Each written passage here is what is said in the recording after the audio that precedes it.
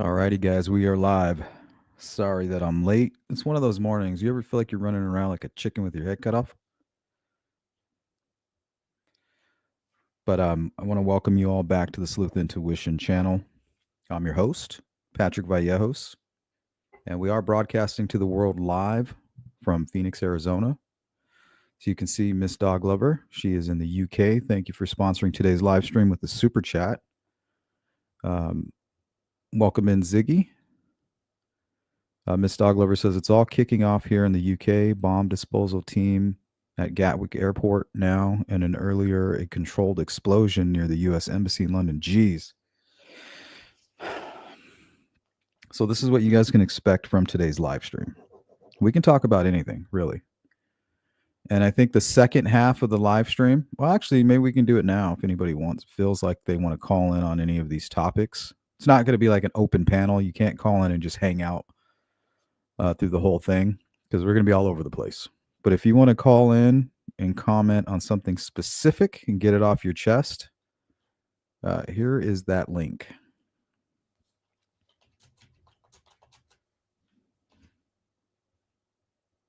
And I'll pin it up at the top here for you as well. Whoop.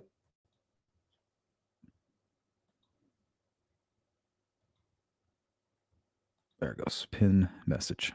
So any one of these topics, if you feel like, because sometimes we get behind on the chat, and I know you guys, that can be a little bit frustrating. So if you want to skip the chat line and just call right in, feel free. And no, it's not like a phone call. We get it. But if you want to join me here live in the studio, feel free. This is what I have planned. So I want to talk about the recent global conflict between Russia, of course. We won't spend a whole lot of time on that. Now we can talk about current events. We're going to talk about the Flora arson fires. We're going to talk about the Quinton Simon case. I want to talk to you guys about the Brucia case. I don't know if any of you guys remember that. It's an older case. Very important for us to continue to go over that case. You can learn a lot from it. And then also I want to talk a little bit about narcissism and how to identify people, narcissists. And then we can talk about whatever you guys want to talk about as well. And if you could, please go participate in the poll. Who is the lesser evil? And this kind of stems from yesterday's live stream. Who is the lesser evil? Michael Myers, Freddy Krueger, Jason Voorhees, or Hillary Clinton? Thought that was funny. So a lot of you are saying Freddy Krueger is the lesser evil? I don't know about that. I disagree.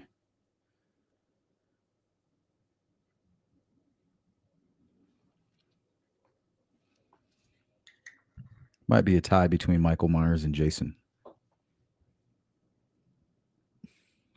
Miss Dog Lover, make sure you be safe. Be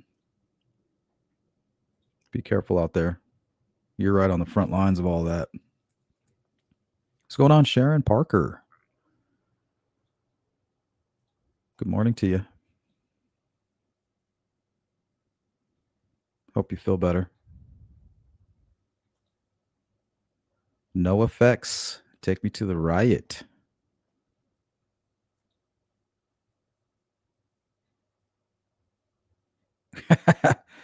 Yeah, she might have a bigger body count than Michael Myers.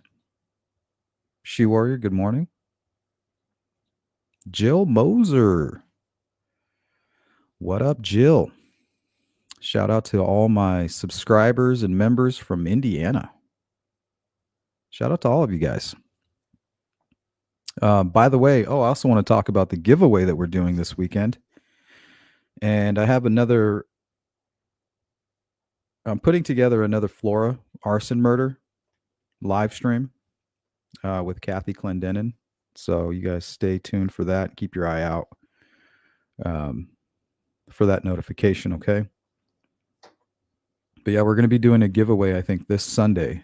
So I have some hoodies coming in. They should be here tomorrow. So if they come in tomorrow, we're going to give them away. We got black and dark gray. And we have some XXL too in the dark gray. So I think we'll give away 2 of those hoodies. It's getting pretty cold out here. and get you guys suited and booted. What's up, CJK? Night Shadow, always good to see you.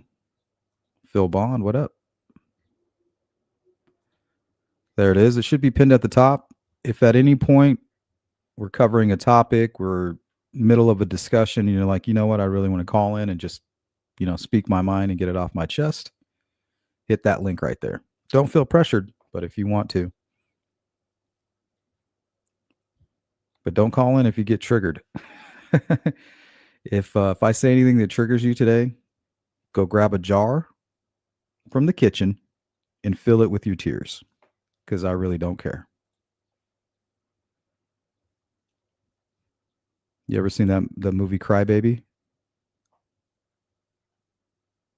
Go put that on too. What's up, Melissa? V Marie's in the building. Sparky, what up? Melissa Wildcard. Kid Check the Rhyme. V Marie, how's it going? Driving at the moment, be stationary soon.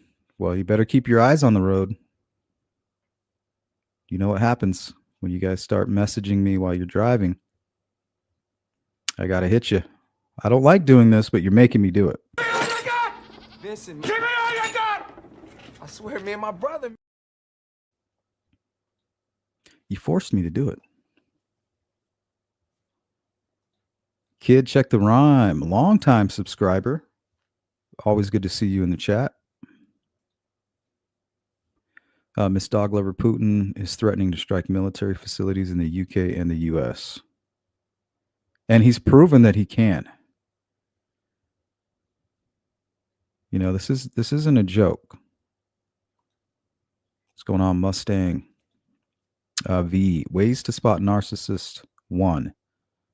They call everyone else a narcissist. Right? I'm very leery of people with those traits.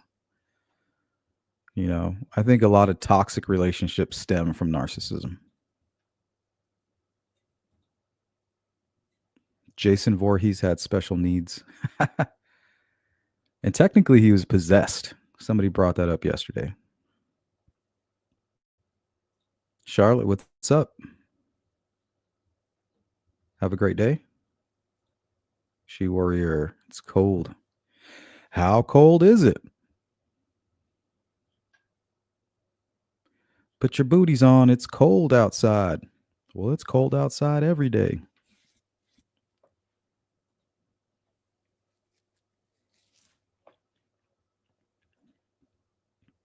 All right, who am I missing?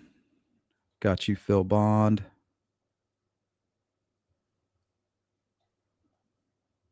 CJK, what's up? Regarding Flora and the fire, ignore all that Meow says. She's a classic liar and control freak who's hindered the case. The live last night spewed garbage. Well, you guys are free to say and do whatever you want in the chat, but I will say this. When you spread conspiracy theories, and I'm all for a good conspiracy theory, right? But it needs to have a little bit of substance. But I just want you guys to realize the danger of spreading conspiracy theories and feeding into that. The thing is that the Flora fires, all it needs is one. It doesn't even need a big tip. It needs a small tip. A small piece of information could break that case wide open. Okay, so when you go around convincing people that it's connected to Delphi, which it could be, but to say that is a certainty when it's most likely not, that's just not honest. It's not genuine. And the thing is you're hurting the case by doing that. When you're spreading all this nonsense, you're not going to generate that tip. You're not helping to bring the right kind of attention to the case. People start thinking that there's no hope for these girls because, just like Delphi, this conspiracy was overlooked and there's an innocent man being railroaded, which is 100% bullshit. So if you think that they are connected, then that means that Richard Allen is involved with Flora. And there's just no evidence of that. Is it possible? Yes. You know, kind of like remote viewing. Is that possible? I haven't seen any proof of it. It's kind of interesting, but I just don't know for certain. So when you go around spreading conspiracies like that, you're hurting the girls because people feel like law enforcement already knows who did it. They feel like these content creators already know who did it. Law enforcement is involved. And hey, they could be, but there's just no real proof of that. There's nothing leading, there's no truth in it. So when you go around spreading these types of rumors and lies and creating conspiracy theories, you're taking away from those girls. Remember, the truth is always stranger than fiction. Always. And when you go around creating these conspiracy theories, it becomes overinflated in your mind, just like with Delphi,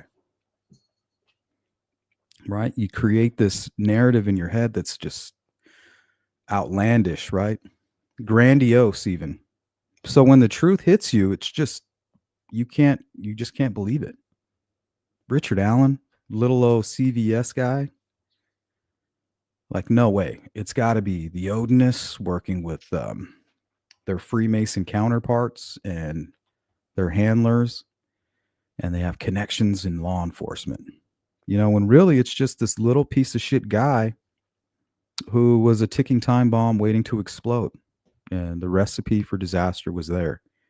Same thing is going to be that's going to be the same thing for Flora. It's going to be some simpleton. It's going to be some simple answer. It's not going to be law enforcement working together to destroy Galen and her family. It's going to be one piece of shit person who has been hiding this secret as long as they can. They may not even be living anymore for all we know. But the truth is, it's not going to be some grand scheme. So we need to help generate that real tip to bring real justice, not clicks, to my channel. You guys don't realize that when I was covering Delphi three years ago, we were talking about ritualistic murders. So when all of that came out, you think I wasn't tempted to jump on that bandwagon to say, hey, look, I was right, to feed into my confirmation bias?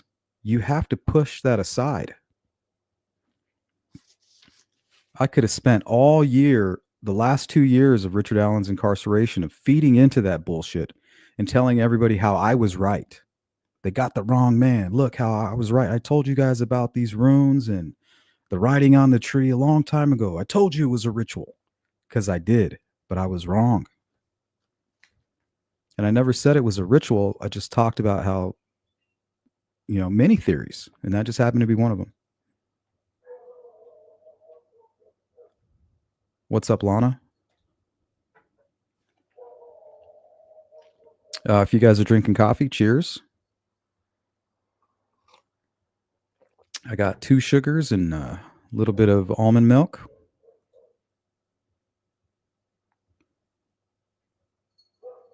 Melissa Wildcard, she put all her heart and soul years in Flora, Terra A.K. Mao Zong into Flora. BS, I call. Hey, what's up, Jinx? Yeah, I appreciate you. Thank you for saying that, Jinx. We're going to stay busy. Annabelle, good morning to you.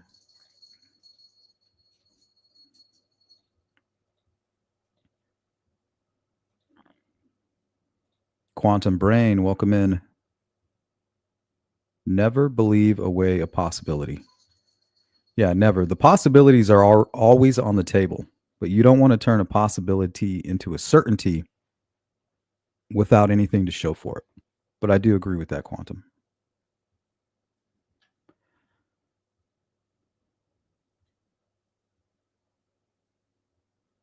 Watching the news in the UK does bring a worry. Let's hope it's hectic from the news. Well, that's what they do, right? They like to create fear, but this is different. Something's, I don't know, I feel like we've been building up to this moment.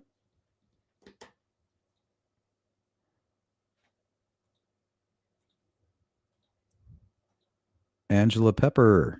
So if you guys are just joining, some of the topics we're going to talk about today: global conflict, current events, the Flora arson murders in Indiana, the Quinton Simon case, Carla Brucia's case, and narcissism. How to identify it, and those who wield it like a weapon.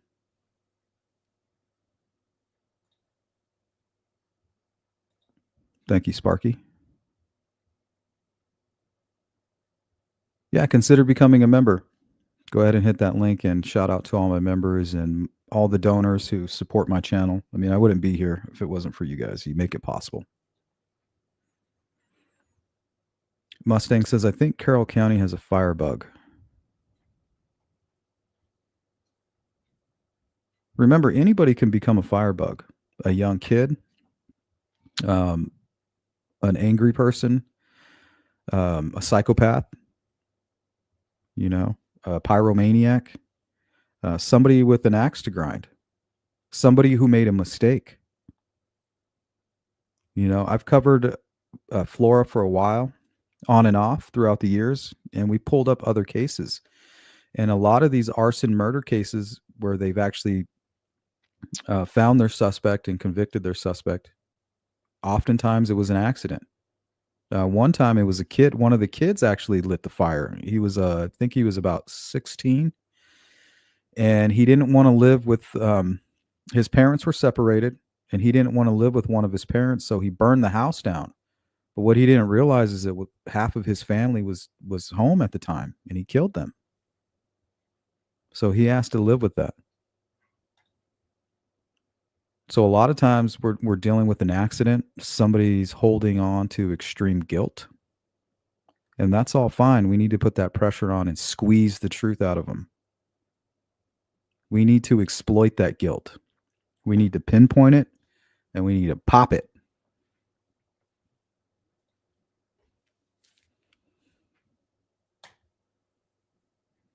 Once the guilty verdict hit for Abby and Libby, the Richard Allen is innocent cult tried to coup the Karen Reed cult. Yeah, there's a lot of similarities there, and then there's not, right? But that is another polarizing case. There's nothing polarizing about the Delphi case. It's just people's egos and narcissism that's keeping them from accepting the truth.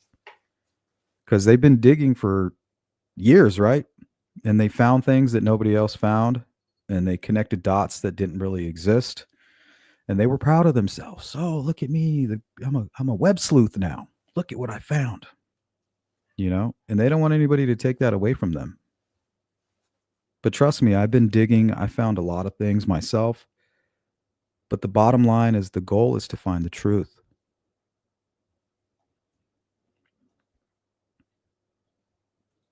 Cheers.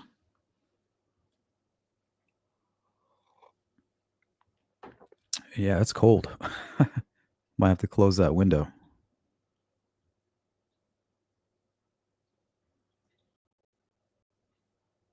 Sharon says, 1 sugar. I'm all over the place. I don't ever make my coffee the same. Sometimes I like it black with 2 sugars. I like to keep them guessing. Melissa, what's going on? 4 sugars and chocolate caramel creamer. Ooh. Sounds yummy.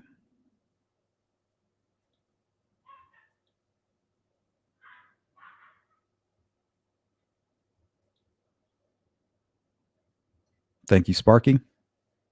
Yep, if you guys feel like supporting my channel, don't feel like you need to, but if you want to, and I do appreciate it, guys.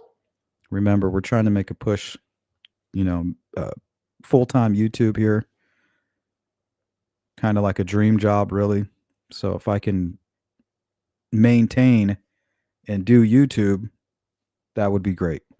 But if not, no worries. So if you guys want to support that, my ambitions, that's how you do it right there. Yeah, it means a lot to me. But it's definitely not necessary, guys.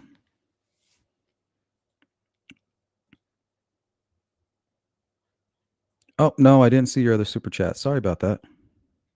Oh, I'm good. I'm in the suburbs and safe at home. We're used to it. I was right in the middle of the London tube bombings. Oh, that was scary. That was terrifying.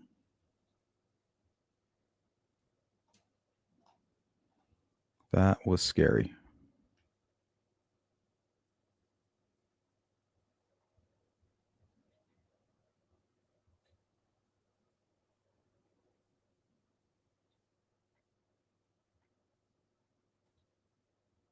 Quantum says Eric Williams' story about what he found seems to be on the left side of the bridge was a hot lead that was ignored.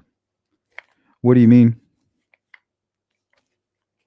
Talking about like the animal skulls and things like that sitting in the trees?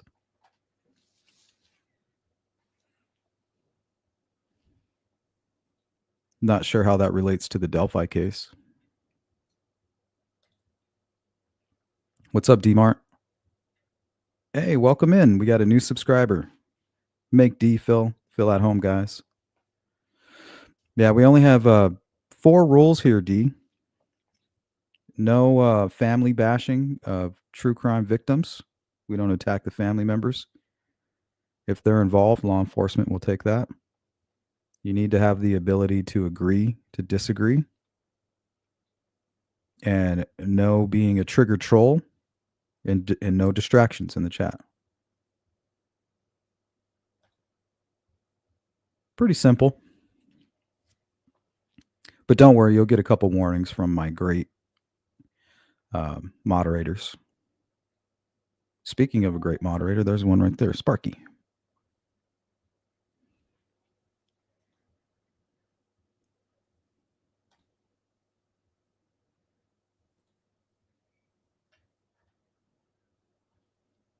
All right, let's start with narcissism.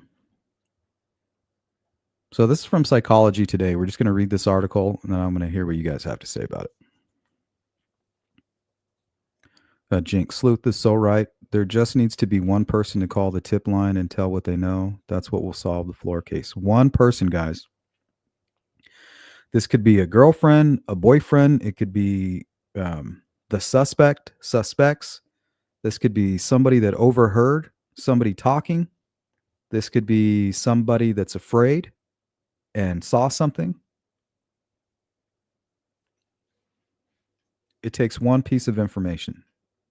And it doesn't even have to be something huge. Huge. Another great moderator there. Quantum says Eric Williams found animal skulls in trees and a pile of bones on the. Yeah. See, I don't know how that. How does that relate to what happened to Abby and Libby?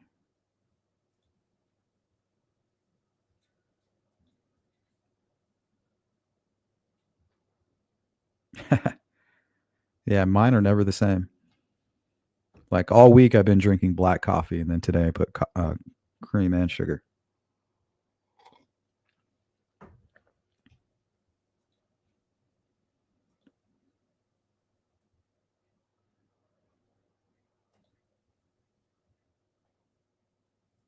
I mean, it's very interesting, Quantum. It's not something that should be overlooked. But, I don't think anything should be overlooked.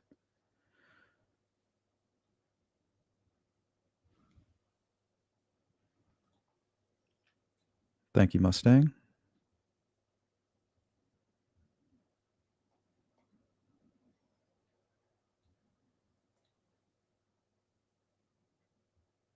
I behave well. You don't have to behave, and you don't have to agree with me. So that's one thing that's important here, guys, is that you don't have to agree with me. You can speak your mind. You can have your own opinion, as long as you're not triggered about it, and as long as you don't become a distraction about it. Or you just keep harping on it, harping. Like the rest of us are dumb, and you have all the answers. Here we're open to dialogue, and we just want to have a healthy discussion. We're here to learn. Overall, this is a true crime channel. We're all afraid of becoming victims and having our families victimized the way that these folks have been victimized in these cases that we cover, because it's fucking terrifying. and I couldn't handle it. So I'm doing my best to learn about my enemies, try to see these sick fucks coming, and try to help those and create a platform for them. Because a lot of these cases get brushed under the rug. They don't get the attention that they deserve. So as my channel gets bigger and we get more subscriber, we get more eyes on the channel, that means that we're reaching more folks and we're bringing more awareness to these cases. That's the goal. Not to mention, if any of these victims request my platform, it's here for you on demand.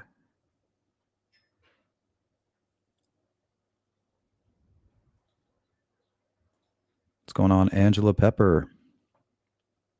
So, are we thinking this person whom committed this crime would have been local? Regards to Flora, yes. I think they're local. I think they were living nearby and may have even known one of the occupants in the home or knew of them. What's going on, Brad? From a great podcast, Outside of the Grid. Go check them out, guys. Quantum brain, everything that happens on this entire planet is connected. I agree. But if everything is connected, that means that the grasshopper that's, jumping across the street has something to do with the Delphi murders. I mean, how's that going to help?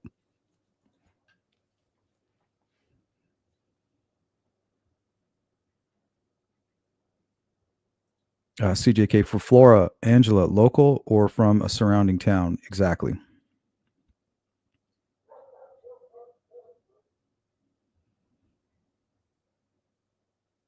Delphi and Flora, a lot of those folks, they live in Flora, then they moved to Delphi. They lived in Delphi, they moved to Flora, Logansport, Peru, Wabash. They kind of just hang out in that same area there.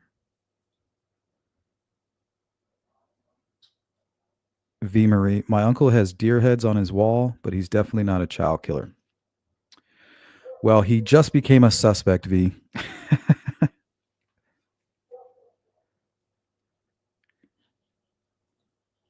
Suspect number 1. Melissa Balboa, good morning to you. Happy Friday.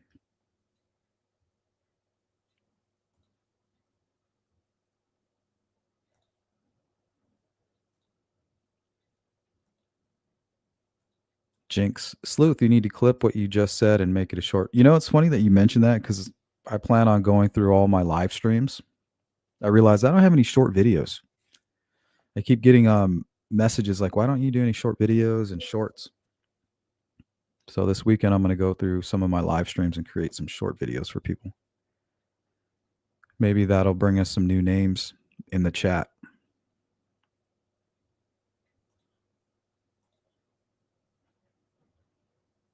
Yep, that's what it's all about, Jinx. And the scary part about it is most times you can't see it coming. Even when they catch the killer and they say, why did you do this, man? Why did you do it? They say, I don't know. I don't know why I did it. So that's terrifying to me. I don't know how you protect your family from that.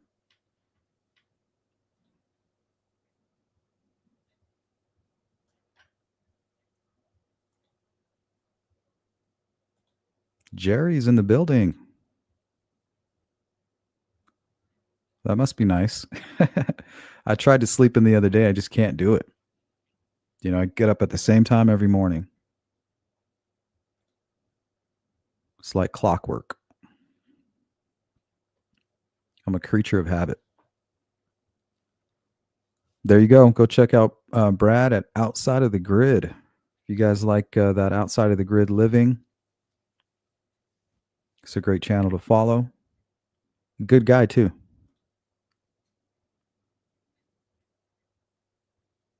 He's got a lot of good advice for you. Shut your mouth. I don't know. I think you just made him a suspect. Some people are like, what? Deer heads. He's working with Tony Klein. Him and the Kleins are in cahoots.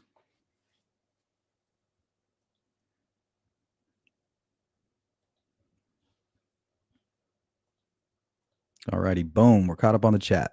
Okay, narcissism.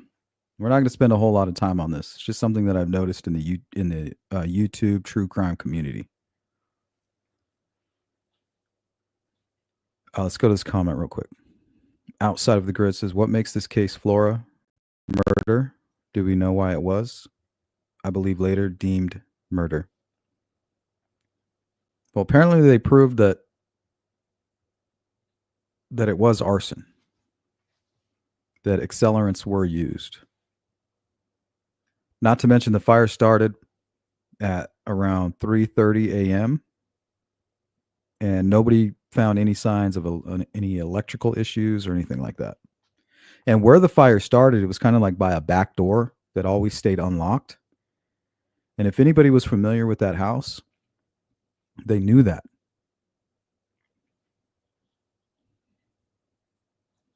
You know, that kind of reminds me of another case. Let me see if I have that handy here.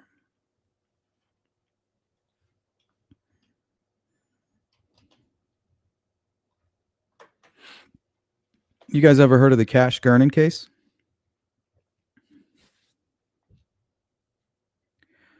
Well, Cash Gernon was kidnapped and murdered by a young person that lived nearby who was familiar with the home. And he knew that if you sneak in through the garage, there's a door there that remained unlocked. So in the Cash Gernon case, the killer snuck in with knowledge that he had gained previously from just hanging around the home, being it, coming and going. So he knew that the garage door would be unlocked. And sure enough, in the middle of the night, he snuck in and took the young boy and murdered him just a few blocks away after an attempted sexual assault. And that was Cash Gernon, a young child. I think he was maybe barely 3 years old. But that's how these people think. Oh, you want to fuck with me? Well, then they start plotting, right? Well, I know that this door is unlocked and I know this, and that. They think they're being so clever. V, I don't want to connect your uncle with that piece of shit. Shout out to V's uncle.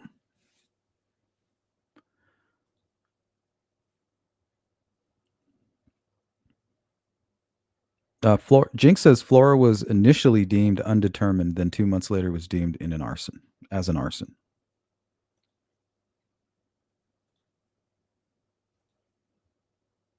Miss Dog Lover, biggest narcissist on this planet, Kim Kardashian. Yeah, she turned it into an enterprise. Imagine turning your narcissism into an enterprise. It's one way to do it. Thank you, Sparky.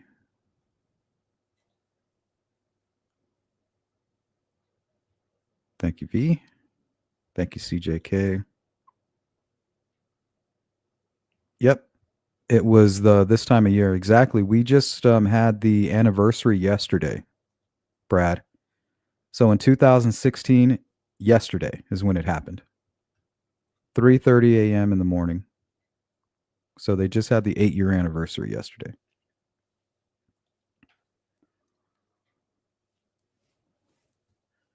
Oh yeah, the Cash Gernon. One of the worst cases you guys will ever look into. 100% heartbreaking. And the saddest part about it is they have CCTV footage. They had a security camera in the room, and you can see the perpetrator coming into the room and taking the young child. It's scary as hell, guys. And then it shows the family waking up in the morning. I think the young kid was being babysat by a friend or a relative of his parents and was sleeping over when all this happened. Hey, Chandler, what's up? Hey, I'm going to be shooting you an email here. Probably, I don't know, sometime over the weekend. If I don't, will you get back to me? I want to invite you back onto the show, man. So if you're open to that, I want to sit down and talk with you. Did you look into that circle of blood with sticks on it depicted in the drawings from court of the crime scene?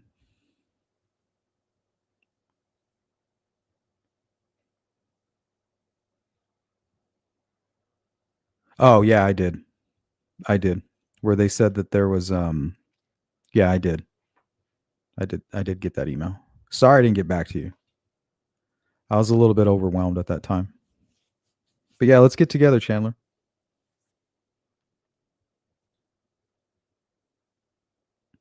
Thank you, Jinx. If you guys need to reach me for whatever reason, sleuthintuition@gmail.com.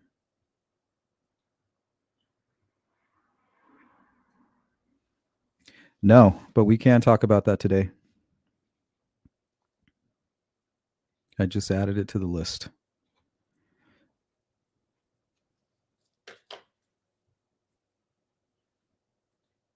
All right, I look forward to it.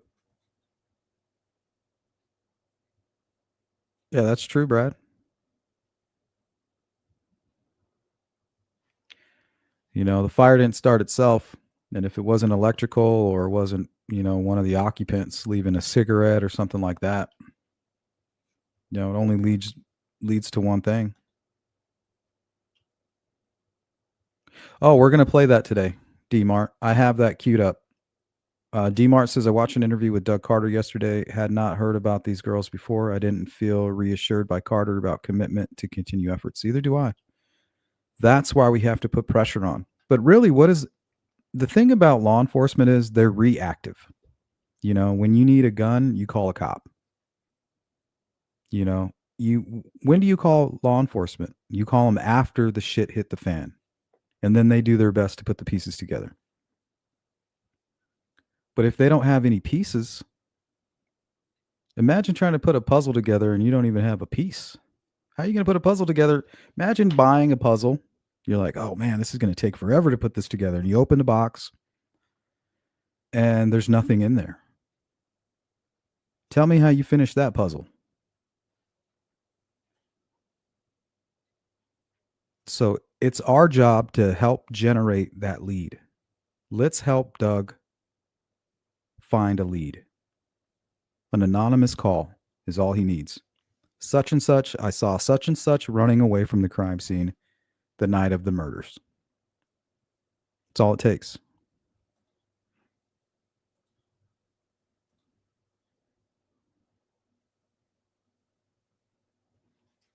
Jinx says, whenever you round it back to narcissism, can you talk about people who have reached out to the Rose family this last week and even yesterday on the anniversary? No shame and completely disrespectful.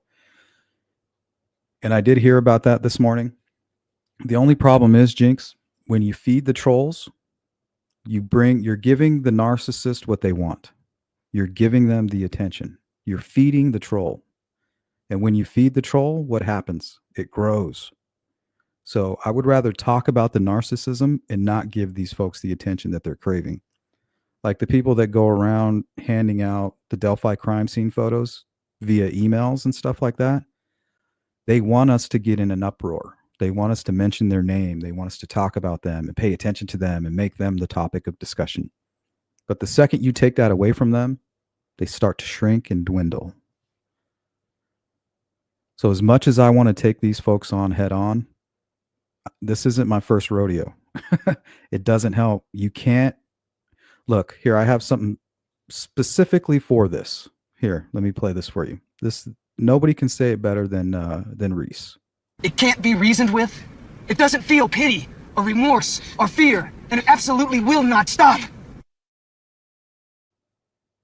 That's how I view these trolls, these narcissistic trolls. They can't be bargained with, and they absolutely will not quit.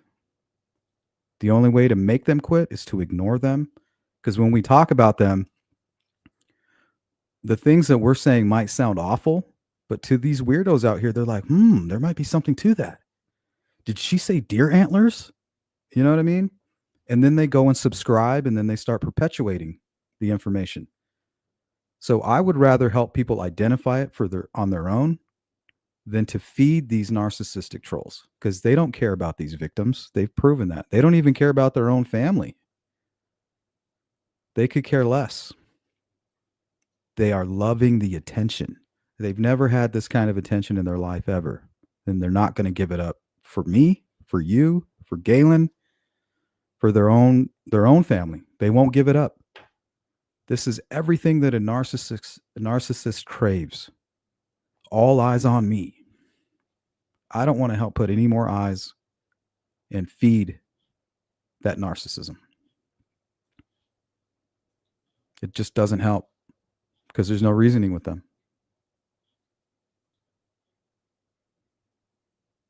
Chandler says, please keep Fred Murray in your thoughts and prayers. He just lost his son to an illness. Now he has outlived 3 of his 5 children. Cannot imagine the pain he is in.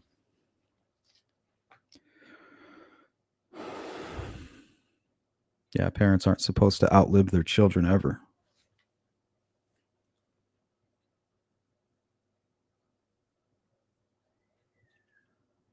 Yeah, Miss Dogliver. I mean, that's what hell was built for.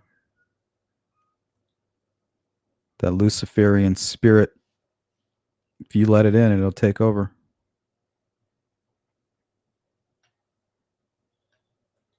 Yeah, I mean, don't feed these trolls. It's like Ghostbusters 2, where they have that, I don't know what it is, like some type of ooze. And every time you like say anything negative to it, it just grows and builds and starts to boil and spill over. That's how I view these fucking weirdos on YouTube. And the thing is they have a lot of influence. Like just this morning, I had 3 comments on my Flora arson video. And it said, Delphi and Flora are connected 100%. Right? These people can't think for themselves. We know what they were watching. We know who they're tuned into. And they're spreading that misinformation. And that's just proof that it's not helpful. If people are convinced that the Flora fire was done by law enforcement or some kind of Freemasonry or Odinism or anything like that, they're not going to dig into the truth of it.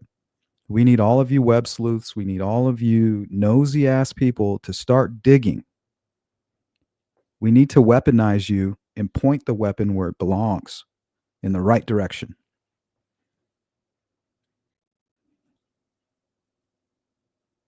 Hey, Stargirl, what's up?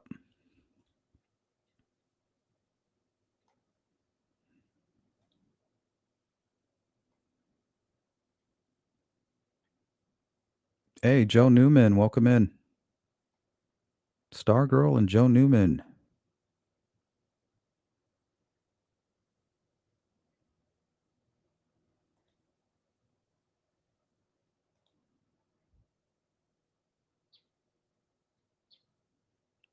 Yeah, that breaks my heart, V. I'm sorry for your loss.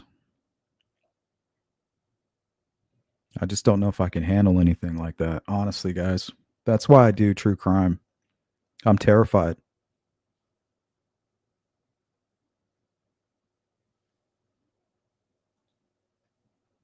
Fear is good. Fear keeps you sharp. But you don't want to be frozen by fear. Okay, so this was from Psychology Today. Let's get started on this. Narcissism. Narcissists have a prominent place in the popular imagination, and the label narcissist is widely deployed to refer to people who appear too full of themselves. There's also a growing sense that narcissism is on the rise around the world, especially among young people, although most psychological research does not support that notion. Narcissism is properly viewed on the spectrum. The trait is normally distributed in the population. Hold on, let me put on my glasses. Screen is burning my eyes. With most people scoring near the middle and a few at either extreme.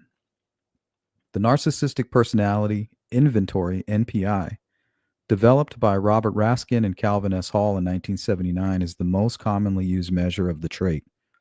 Scores range from 0 to 40, with the average tending to fall in the low to mid-teens. Healthy individuals whose scores somewhat higher may be perceived as exceedingly charming, especially on the first encounter, but eventually came across as vain.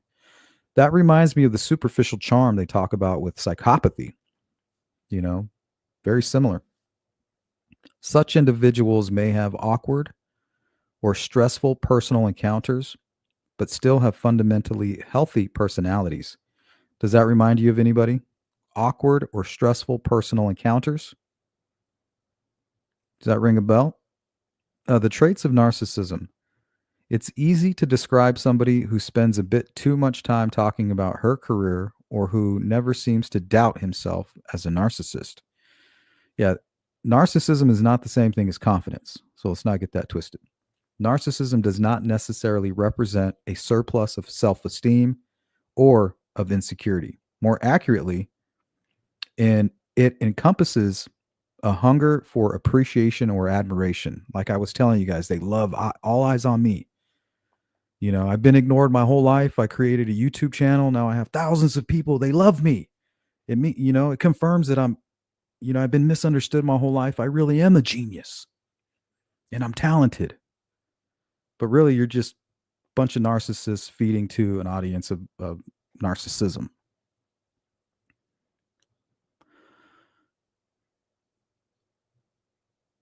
Where was I? Oh, yeah. Appreciation or admiration, a desire to be the center of attention, and an expectation of special treatment reflecting perceived higher status. Look at me. Interestingly, research finds many highly narcissistic people often readily admit to an awareness that they are more self centered. A high level of narcissism, not surprisingly, can be damaging in romantic, familial, or professional relationships. Hmm.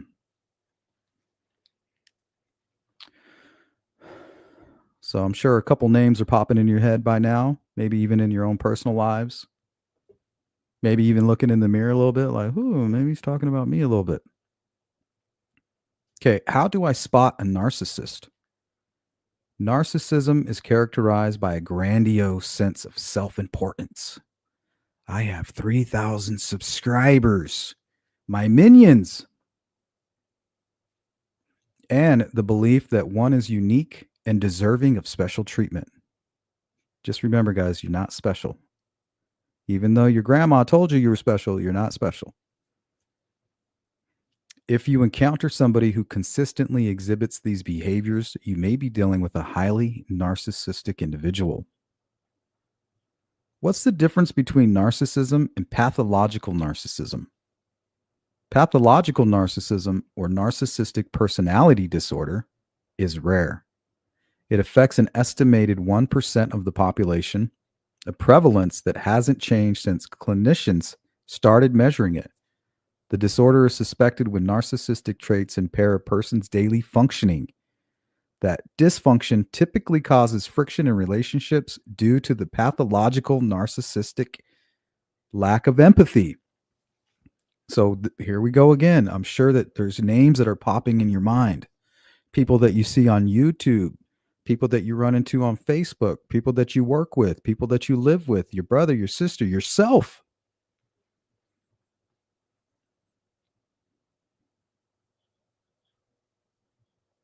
It may also manifest as antagonism, fueled by grandiosity and attention seeking, and seeing themselves as superior. The pathological narcissist naturally views everyone else as inferior and may be intolerant of disagreement or questioning. You guys got to watch out for that. Because when you're dealing with somebody, this is what you're dealing with. Here, and I'm going to play it again for you guys in case you missed it. It can't be reasoned with. It doesn't feel pity or remorse or fear, and it absolutely will not stop. Ever.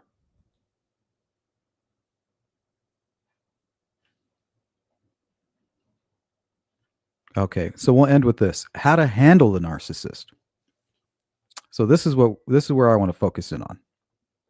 Navigating a relationship with a narcissist can be deeply frustrating and distressing. In their quest for control and admiration, narcissistic people may manipulate and exploit others, damaging their self-esteem and even aiming to alter their sense of reality, also known as gaslighting. We see a lot of that going on right now, specifically around the Delphi case. A lot of gaslighting, altering their sense of reality. Arguing with the narcissist about their action often proves fruitless, right? There's no way that you're going to convince them because they're superior to you. They're geniuses. A more successful solution is to establish boundaries and emotionally distance yourself. And that's the advice I've been giving you guys. Distance yourself if you see these traits in somebody because they don't give a fuck about you. Recognize that you may not be able to control your feelings about a person, but you can control how you respond to them. Remember, you're in control of your own response. And that's what me and Jinx were talking about just a few moments ago. Cutting ties with the narcissistic partner, family member, or boss may eventually be the best, if not the only solution. In that process, it's helpful to reflect on the characteristics of the individual to avoid finding oneself in similar scenarios in the future. So I hope that that helps. When I read that this morning, I just thought, man, that is fucking spot on.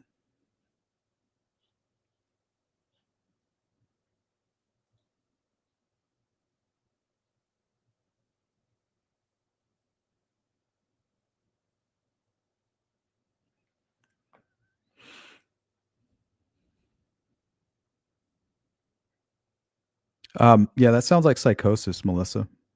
You know, they may not show any signs of it until like the ages of 25 and 30, and then boom, it just hits them.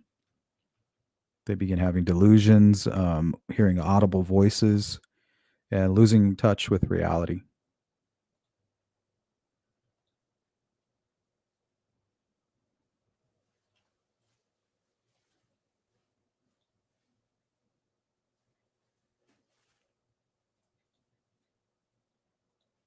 What's up, Growing Crazy? Happy Friday to everybody. Make sure you guys be safe over the weekend. I'm basically like an old married man now. I go to bed around 9. Unless I've had a few wines, and you might catch me on Dan's channel talking some shit. The Curious Contrarian. We're all human. Hey, Copper.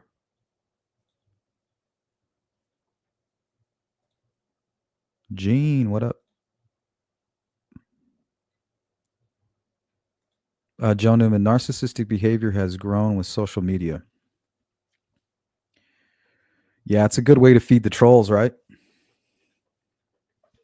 You know, you don't want to feed the gremlins after midnight. Or no, not the gremlins. Mogwai? Is it Mogwai? Don't feed the Mogwai after midnight because then you'll get gremlins.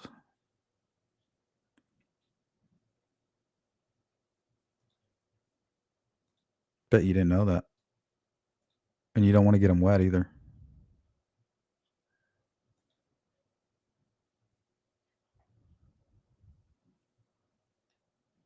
CJK. Laugh out loud of many in the YouTube world. Yeah, I mean, you really got to get your ego in check. When you're talking about true crime and you're talking about victims and things like that, that's one thing that I learned early on. Get your ego in check, buddy. You have no future in this game. It's not about you.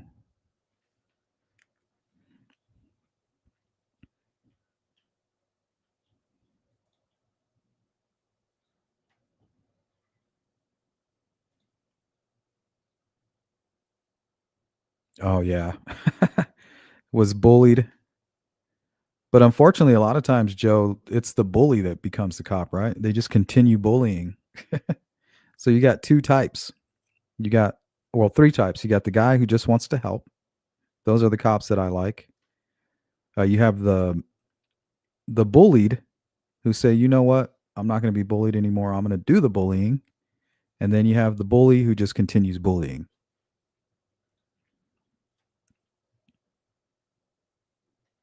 Stargirl, their energy is noticeable. I think puts you on edge. Yep. But there's really only one way to deal with the narcissist. Do not feed them.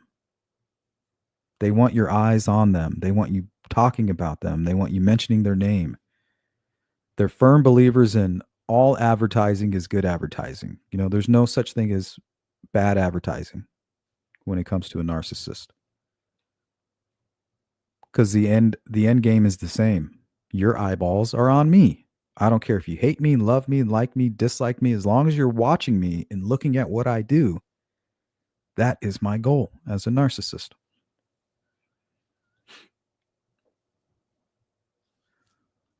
We got a scrub report. This just in. There's 78 watching and only 39 thumbs up. Don't be a scrub. Don't be hanging out of the passenger side of your best friend's ride, trying to holler at me. And don't go chasing waterfalls.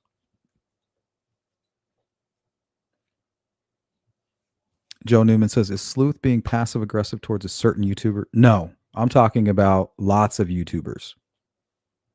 There's lots of people.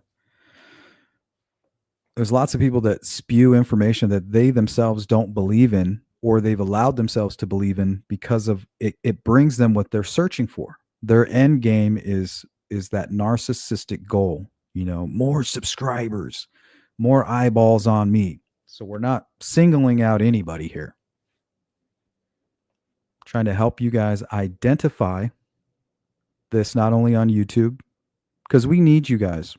The reason that we create these platforms is to build an army of those who care.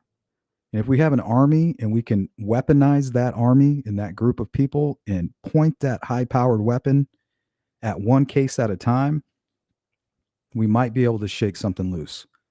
But when you have all these narcissistic people who are just in it for clicks and for subscribers, they're going to spew out conspiracies. They're going to be contrarians, right? They're going to go against the grain because they know it appeals to a high percentage of other people that are very similar to themselves. And that's their crowd. It's like the Pied Piper.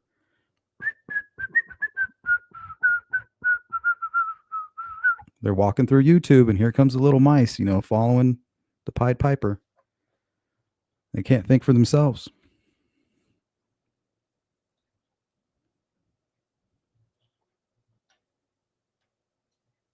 I heard Andrew Tate say his dad was diagnosed with NPD.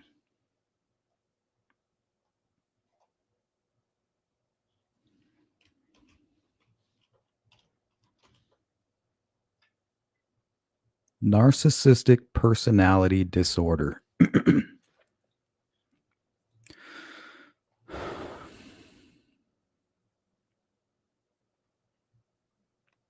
Yeah, you got it, Sparky. This goes for your work environment. This goes for your home environment. This might even go for yourselves. You might be listening to me going, oh, shit, Sleuth is talking about me. Fuck you, Sleuth. You're obviously talking about me, man.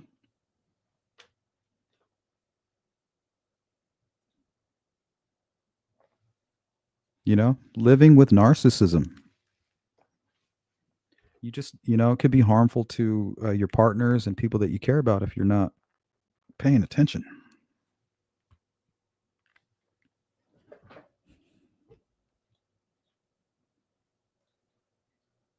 Nothing.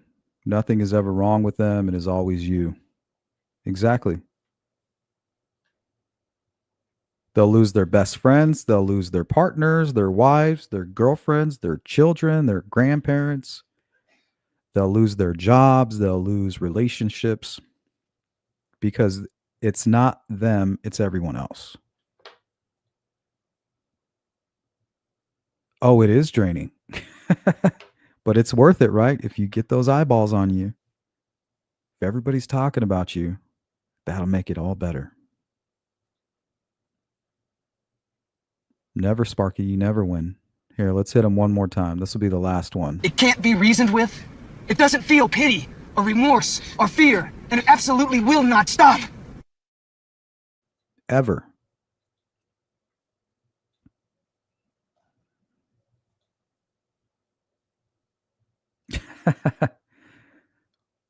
Yeah, I think we all do, Sparky. Yeah, don't let anybody steal your joy. Ever. And I know it can be triggering. And if you're strong and fearless, you want to fight against these people. But the truth is, they don't care if you fight them. They don't care if you fight against them because either way, you're paying attention to them. There you go, Stargirl. You got to just laugh at them in your own mind. And if you're around any, protect your energy, surround yourself in a pink bubble. Oh yeah, we're on one today, Jinx. Sparky, I have a couple sisters like this. Narcissist plus narrative equals trouble. Absolutely.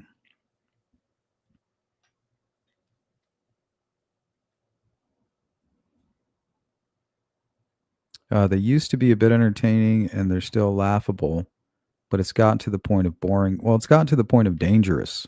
It's very dangerous. They're delusional lies fed by self importance and true narcissism, which overrides basic common sense. Yeah. I mean, I don't even know if they even believe what they're saying. They'll do anything for that attention. Go ask a heroin addict what he wants. He wants heroin. So that's what you don't give him if you want him to get better.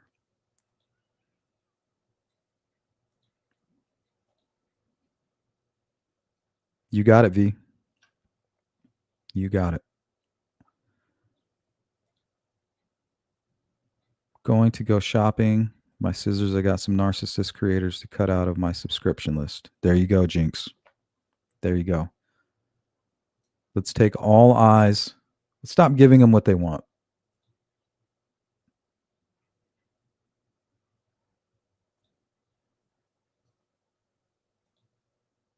V, snip, snip. Miss Dog Lover, changing the subject here. Have you seen the news about the methanol poisoning in Laos? 6 young people have died and others intensive care. No, I haven't.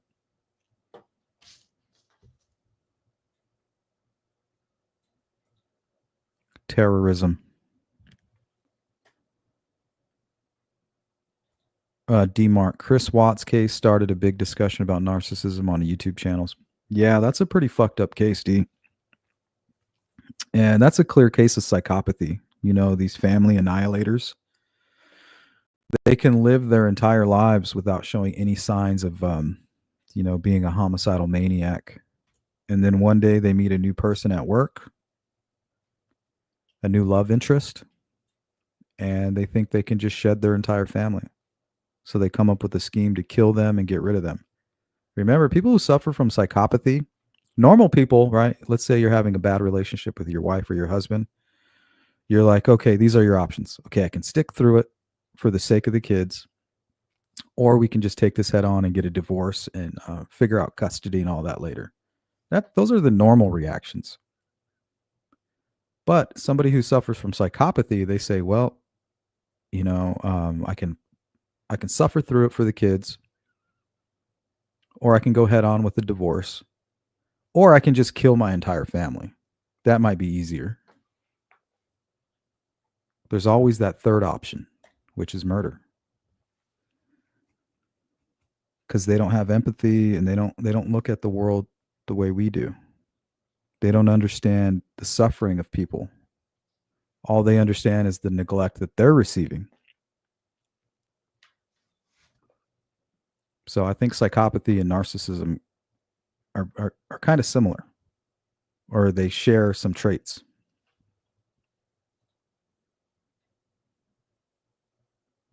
They were doing shots.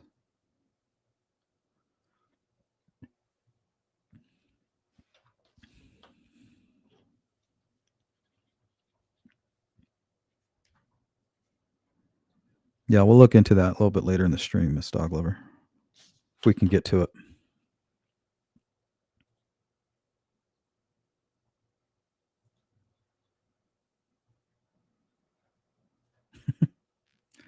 That song from the Teen Witch.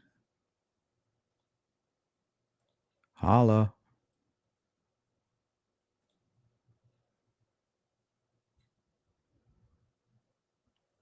Yeah, but once they get that attention, it's like taking a cold shower. So, it's like refreshing. Yes, all eyes on me. It's like that Tupac song. All eyes on me.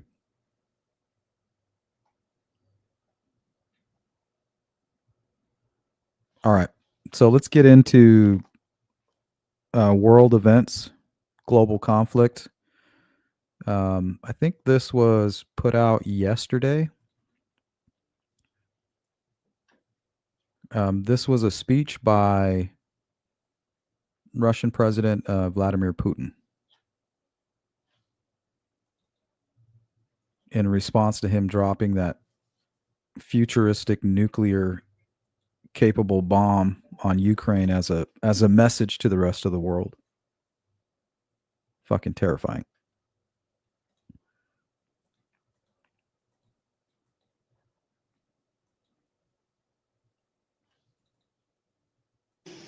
I want to inform the personnel of the armed forces of the Russian Federation, the citizens of our country, our friends around the world, as well as those who continue to harbor illusions about the possibility of inflicting a strategic defeat on Russia, about the events that are taking place today in the zone of a special military operation.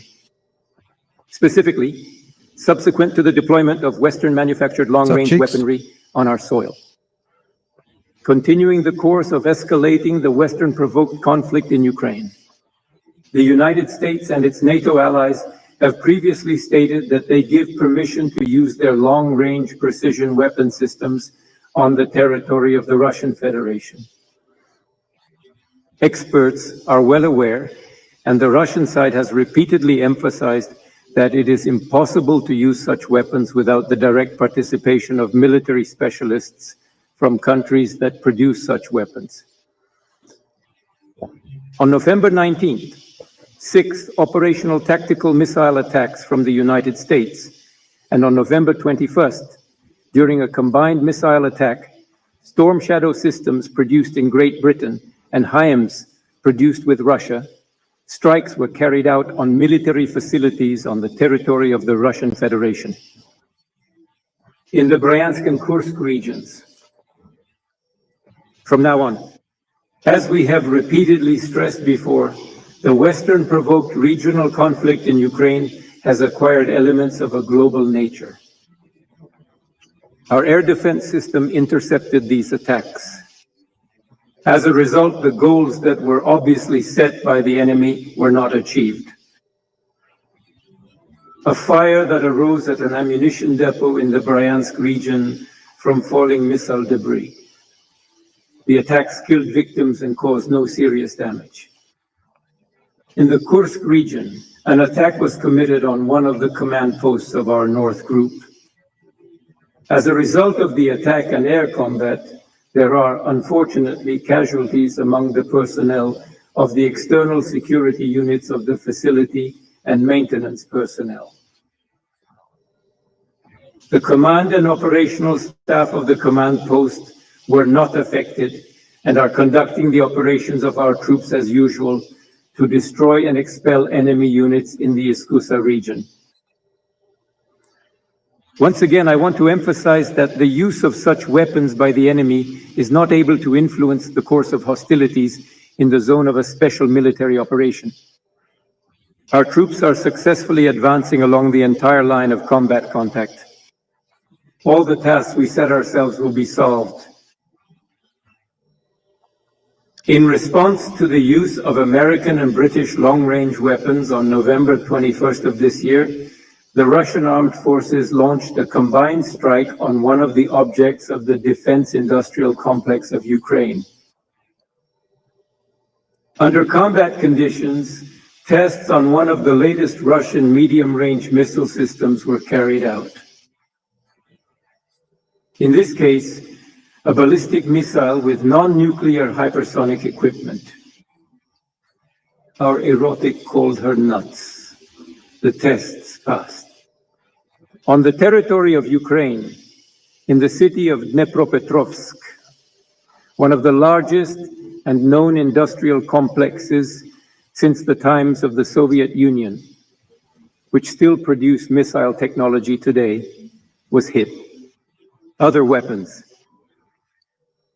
The up, development Jari? of intermediate and shorter range missiles is being carried out by use as a response to the plans of the Soviet Union to produce and deploy intermediate and shorter range missiles in Europe and the Asia-Pacific region. It is our belief that the United States committed a significant error by unilaterally dismantling the INF Treaty in 2019 under a questionable pretext.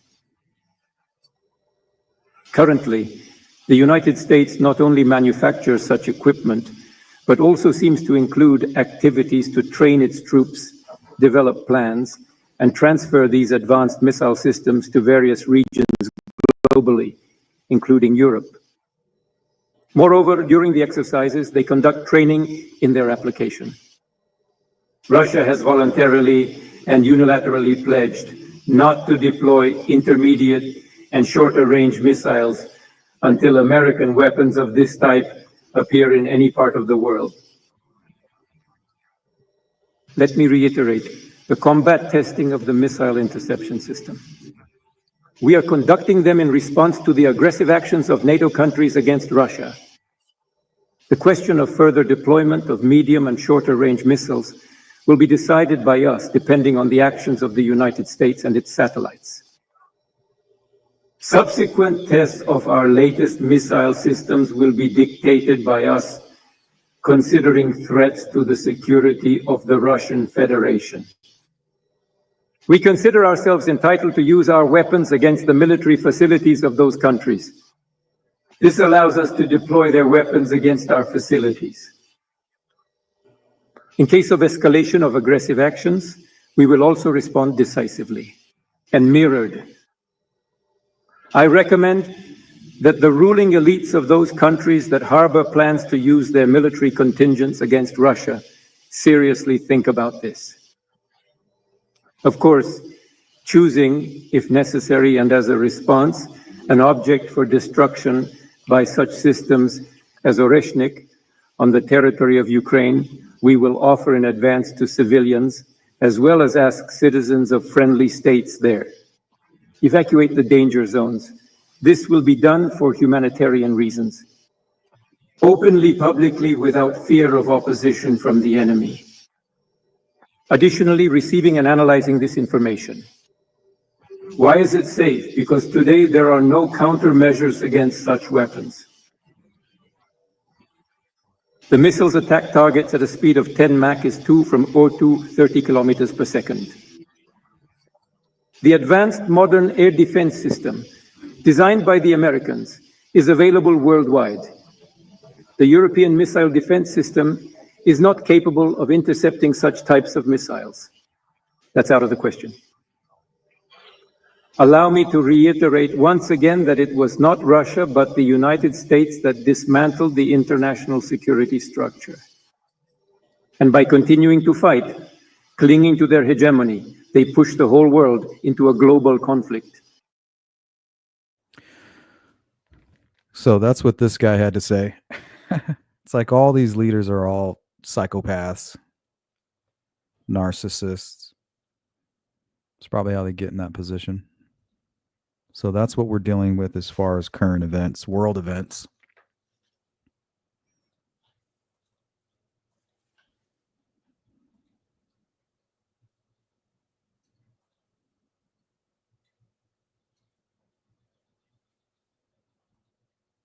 Yeah, it's just crazy to know that humankind has the ability to completely destroy the planet and all life on it.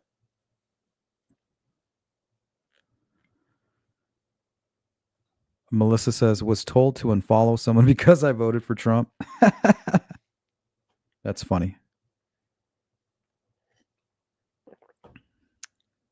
See, can't get anywhere if we lack the ability to agree to disagree.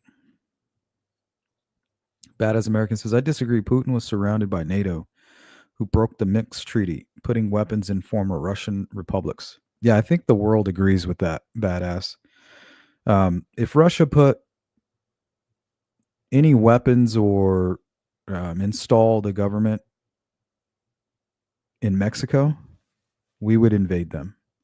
And we would do it just like Russia invaded Ukraine. You know, we wouldn't use the entire might of our army. It would be more of a what he called a military operation. But if Mexico decided to launch long-range missiles into Phoenix, you know what I mean, that were built by the Russians and operated by the Russians, yeah, we would have the same conflict. So it's to me, it's simple. Ukraine does not belong in NATO. Russia needs to cease fire, back up. It's that simple. Ukraine says we'll never join NATO. We'll stop building a military presence near the border, and you can back the fuck up. And there we have peace. But remember, guys, this is all an illusion. War is big business. Each one of those missiles is going to cost the American public $2 million in taxpayer hard-earned money. Putin's in on it. Netanyahu's in on it. Joe Biden's in on it. The only person who I'll ever believe that isn't on it is the person who was talking about peace. Because when you have peace, you're not dropping $1 million missiles on another country. Oh, thank you, Miss Dog Lover. We're getting nuked. FFs, I've just done my hair and nails. Yep. Have a glass of whiskey, do your nails, make sure you look good. You know, no man knoweth the time or the place.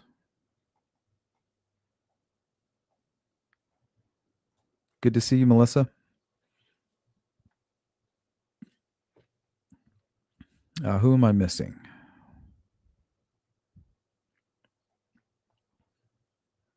So I got you, badass. I agree with that.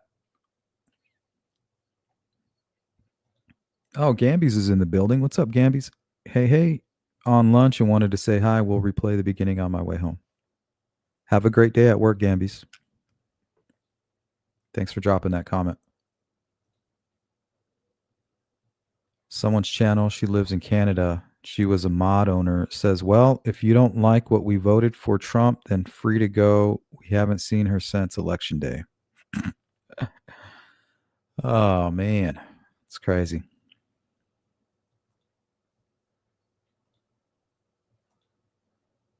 Gamby says, an echo chamber is a dangerous place to be. Ideas from all views are needed. 100%.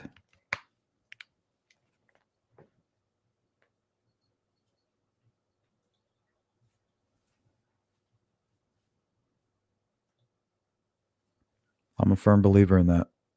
You don't have to agree with me. And I'm always open for change. But I'm going to follow my heart and I'm going to follow my God-given discernment. And most importantly, my instincts.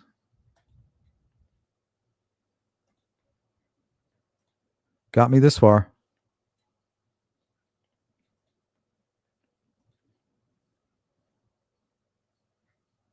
Badass. Regions of Donbass and Donetsk and Crimea were predominantly Russian, who wanted to be part of Russia. Again, where in Ukraine, Russian-speaking people were told you can't speak Russian anymore. Yeah, if you guys want to learn more about the conflict, just go back to 2014 and watch when Ukraine was shooting their own protesters and they were trying to install a new government that was backed by the United States. It's the problem with us here on this planet is we have short-term memory. You know, we can't even remember back to 2014. Cheek says it's all about money, Sleuth. It has nothing to do with who owns what. It's all about big business, just like, yeah, I agree with you. It's all about, I guess, laundering, really. You're laundering taxpayer money into the war machine. You know, somebody's got to build those bombs. Here, give me $2 million. I'll build you a bomb. Give me all that taxpayer money. And we'll drop these bombs. And then I'll build you 5 more. You know, I'll build you 100 more. $200 million a pop.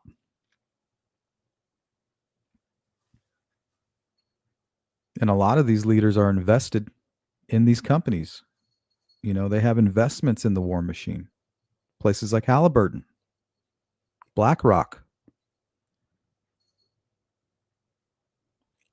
That's exactly right, Cheeks. Just like the way these companies run their employees into the dirt. Yeah, people will use you until there's nothing left to use if you let them.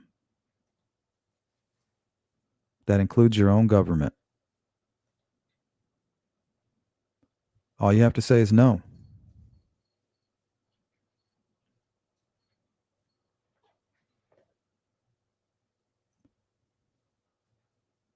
I don't know if you guys have ever heard that song by Rage Against the Machine. Fuck you, I won't do what you tell me. We need more of that going on. Russian-speaking Ukrainians were taped to telephone poles and spit upon. They were actually crucified. Go back to 2014, before YouTube and Twitter was being, I don't know what you want to call it, silenced. They were literally putting people on crosses and torturing them in the middle of the woods.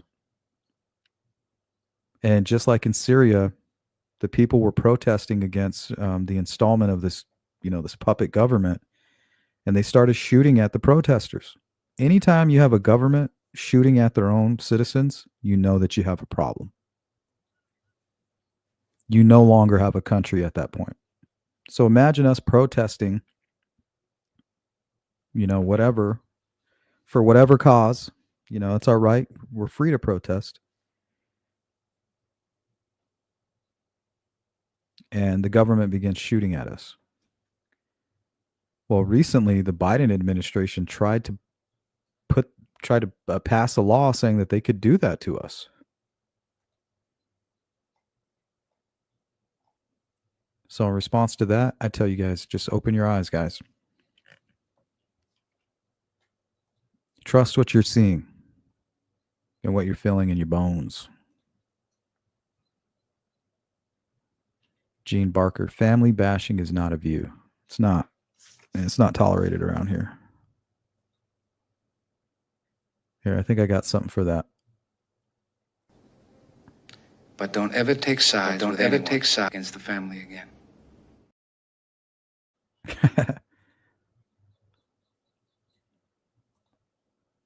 Killing in the name of.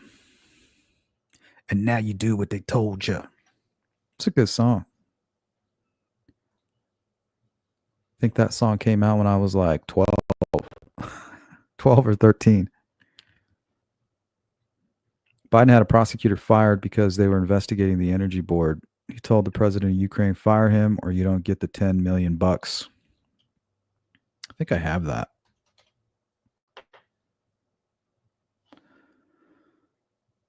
I think I have that video. Let me pull it up.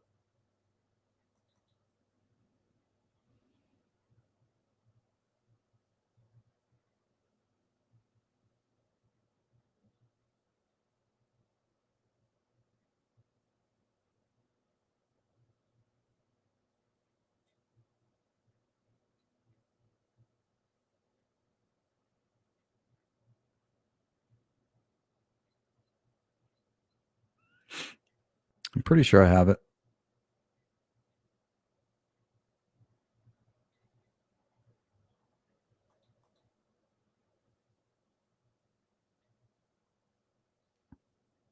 Oh yeah, here's one. Before I look for that one, check this out. This was Biden talking about the Second Amendment and basically killing American citizens with a nuclear bomb if they ever try to have an uprising. From the day it was passed, limited the type of people who could own a gun and what type of weapon you could own. You couldn't buy a cannon. Those who say the blood of patriots, and all this stuff about how we're going to have to move against the government.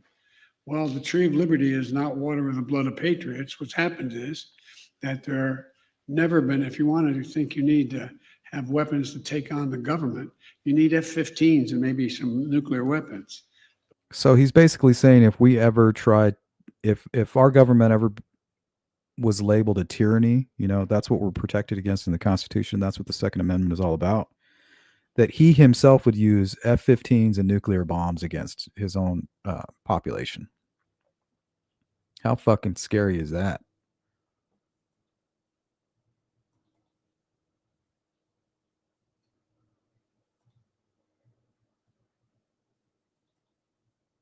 I know I have that video, badass.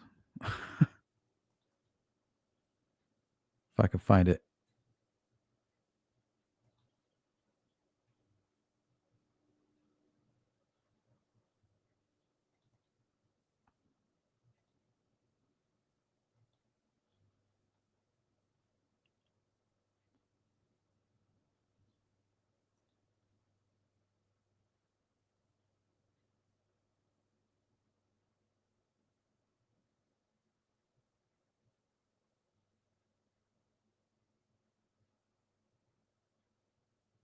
Oh, well, if I can't find it right off the bat, I'm just going to skip it. But yeah, he was talking about getting somebody fired and doing all of this and quid pro quo. Yeah, I know what you're referring to.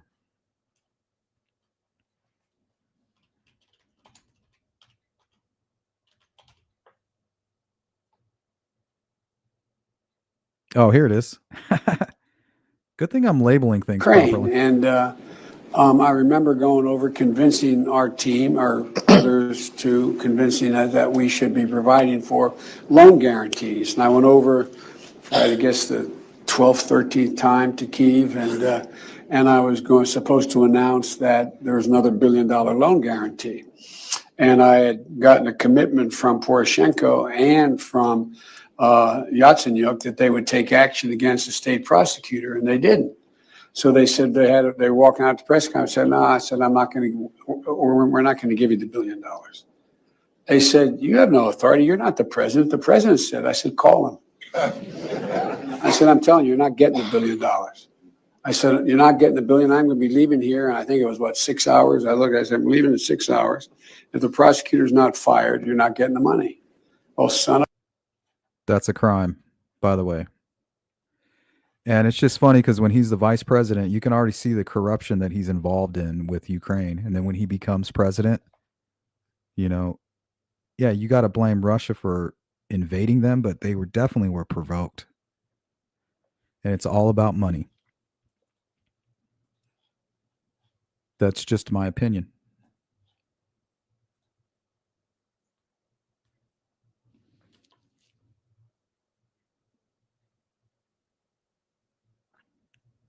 Exactly, Cheeks.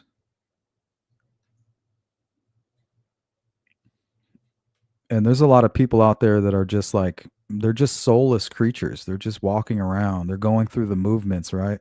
But there's no one home. There's nothing in there. It's an empty shell. And they can be manipulated and used and weaponized against the other part of the population. That's not healthy. Exactly, badass. I know all about that. I'm right there with you. Shout out to Wisconsin. Milwaukee. Hey, that's Jeffrey Dahmer worked at the Hershey factory in Milwaukee. Didn't they have to shut that down after he was captured? They kept saying that he might have disposed of some of his bodies in there. Yuck. I didn't eat Hershey's chocolate for a while after I heard that. Hey, what's up, Rightfield? Welcome in.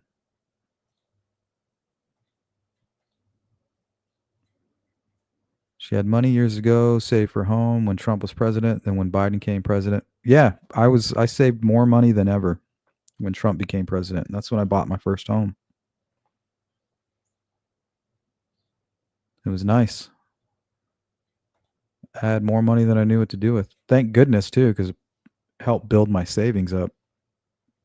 Wouldn't be able to be doing YouTube even. Wouldn't be able to justify it to my wife. But thank God we're becoming successful with this channel, guys, and I owe it all to you. So shout out to those who keep donating to the Cash App, the Venmo, becoming members, tuning into my channel, sharing my videos. We sold some merch off of sleuthintuition.com for Christmas presents yesterday. We sold 2 t-shirts. That's more than ever. So if you guys are interested in supporting the channel, we have, we bought a bunch of t-shirts out of our own, we're in the hole at this point. But if you want to support and have something to show for it, Go to sleuthintuition.com. The t-shirts are like $35, free shipping. And then over this weekend, we're also going to give away some hoodies. I think I'm going to give away 2. We have extra large black. Here, let me pull these up. These are basically the logos that you can get.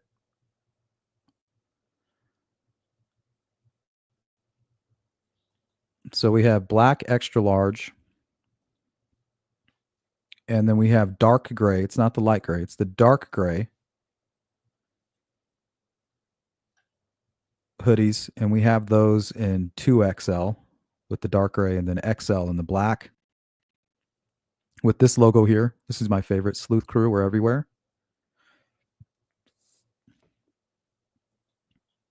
These are the shirts. I sold 2 of these yesterday. People who were getting Christmas gifts for their family members. Talk about being humbled, guys. You know, we don't sell any merch.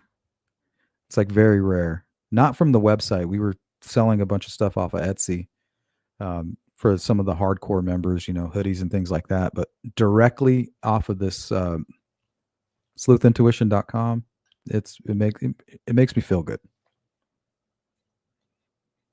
We got this logo here, but just picture it on a hoodie. Sorry, I didn't have anything better prepared for you guys. So we'll be doing that maybe Saturday, maybe tomorrow. But yeah, we're going to be doing a giveaway. So as long as you're okay with sending me your shipping address via email and claiming your prize during the live stream, you could win.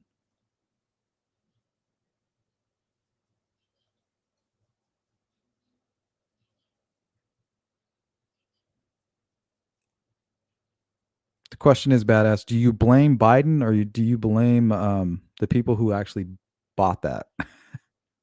Or do you blame them both? Like I said, you got Pied Pipers, right?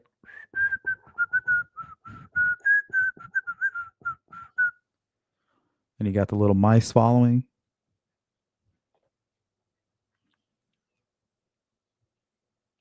Jari, that's crazy. I think we might have waited too long to change anything. We work for them. They don't work for us. When did that happen? Was it FDR that implemented income tax? I don't know, but I know that Trump's trying to get rid of the income tax. I'm all for that.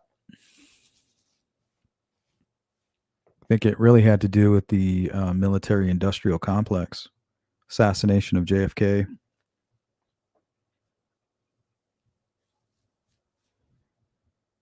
Definitely can't have a world government when you have the United States and all these free Americans running around with their First and Second Amendments, you know. The most important is the First Amendment, freedom of speech, religion, things like that. And then the Second Amendment is to protect that. It's not for hunting. And I think Biden was right. He said we need F-15s and nuclear bombs. But the truth is we have F-15s and nuclear bombs. Those aren't yours, Biden. That weaponry belongs to us. We decide how that's used, not you. Like a drunken sailor.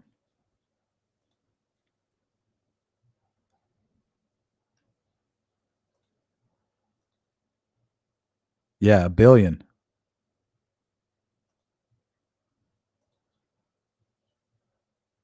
Oh, yeah. And that's why when Trump was president, when he became president in 2016, he sat down with Zelensky. And I might even have that video. He said, you need to stop the corruption in your country.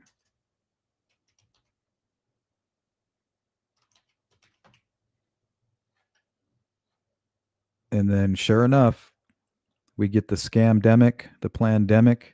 Trump's out of there and we're at war with Ukraine. The place that Trump was trying to tell us was corrupt.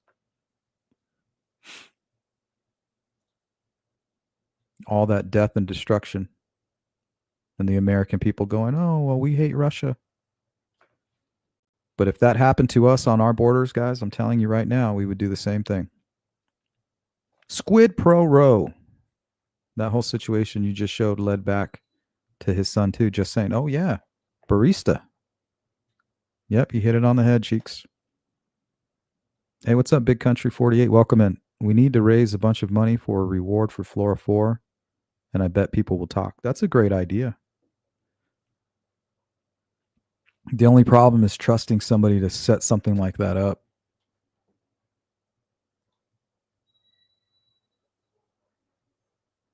It's hard to trust people when it comes to money.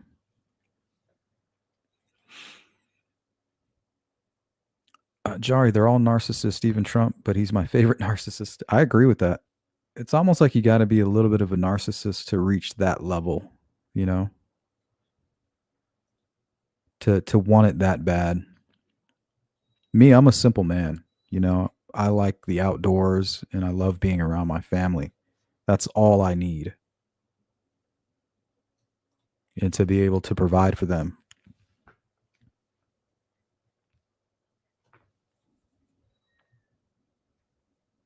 Badass Pelosi talking to the top general at the Pentagon to have Trump arrested was treason, saying he's too dangerous to have the nuke codes. Yeah, you remember that? You guys are going to vote for Trump. He's going to take us into World War III. But really, it wasn't. I knew if Hillary Clinton won that election that we would be in World War. And then I also knew that if Biden was going to win, we would be at World War. And here we are. He's trying his hardest to make that happen. Order out of chaos. Build back better. The Great Reset. What do you think that all means, guys? It means total destruction of the entire planet while these rich motherfuckers hide in their bunkers, right?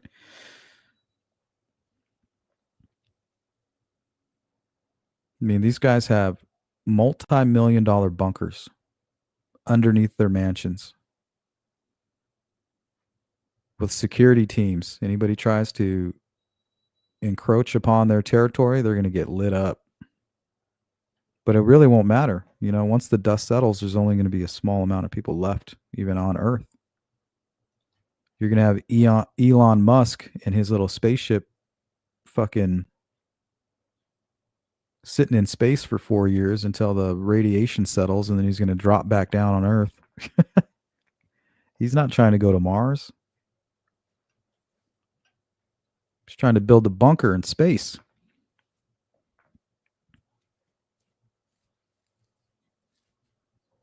He's going to have a fucking 5-star hotel satellite. He's going to be sipping wine. It only takes 4 years for the radiation to settle.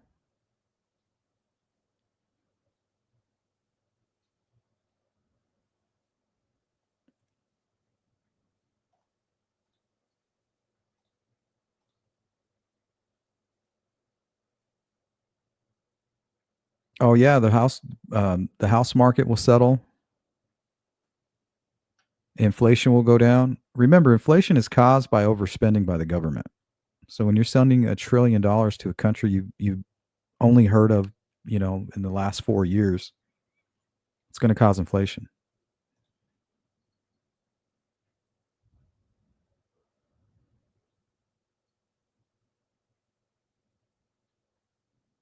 Hey, what's up, Lynn? Welcome in, Lynn.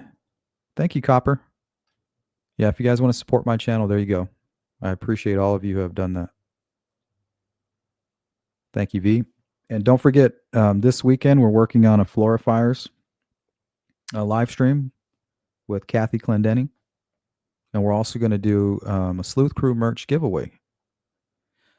So whether you want to use it as a Christmas gift or just rock it for the cold weather, just make sure you're present.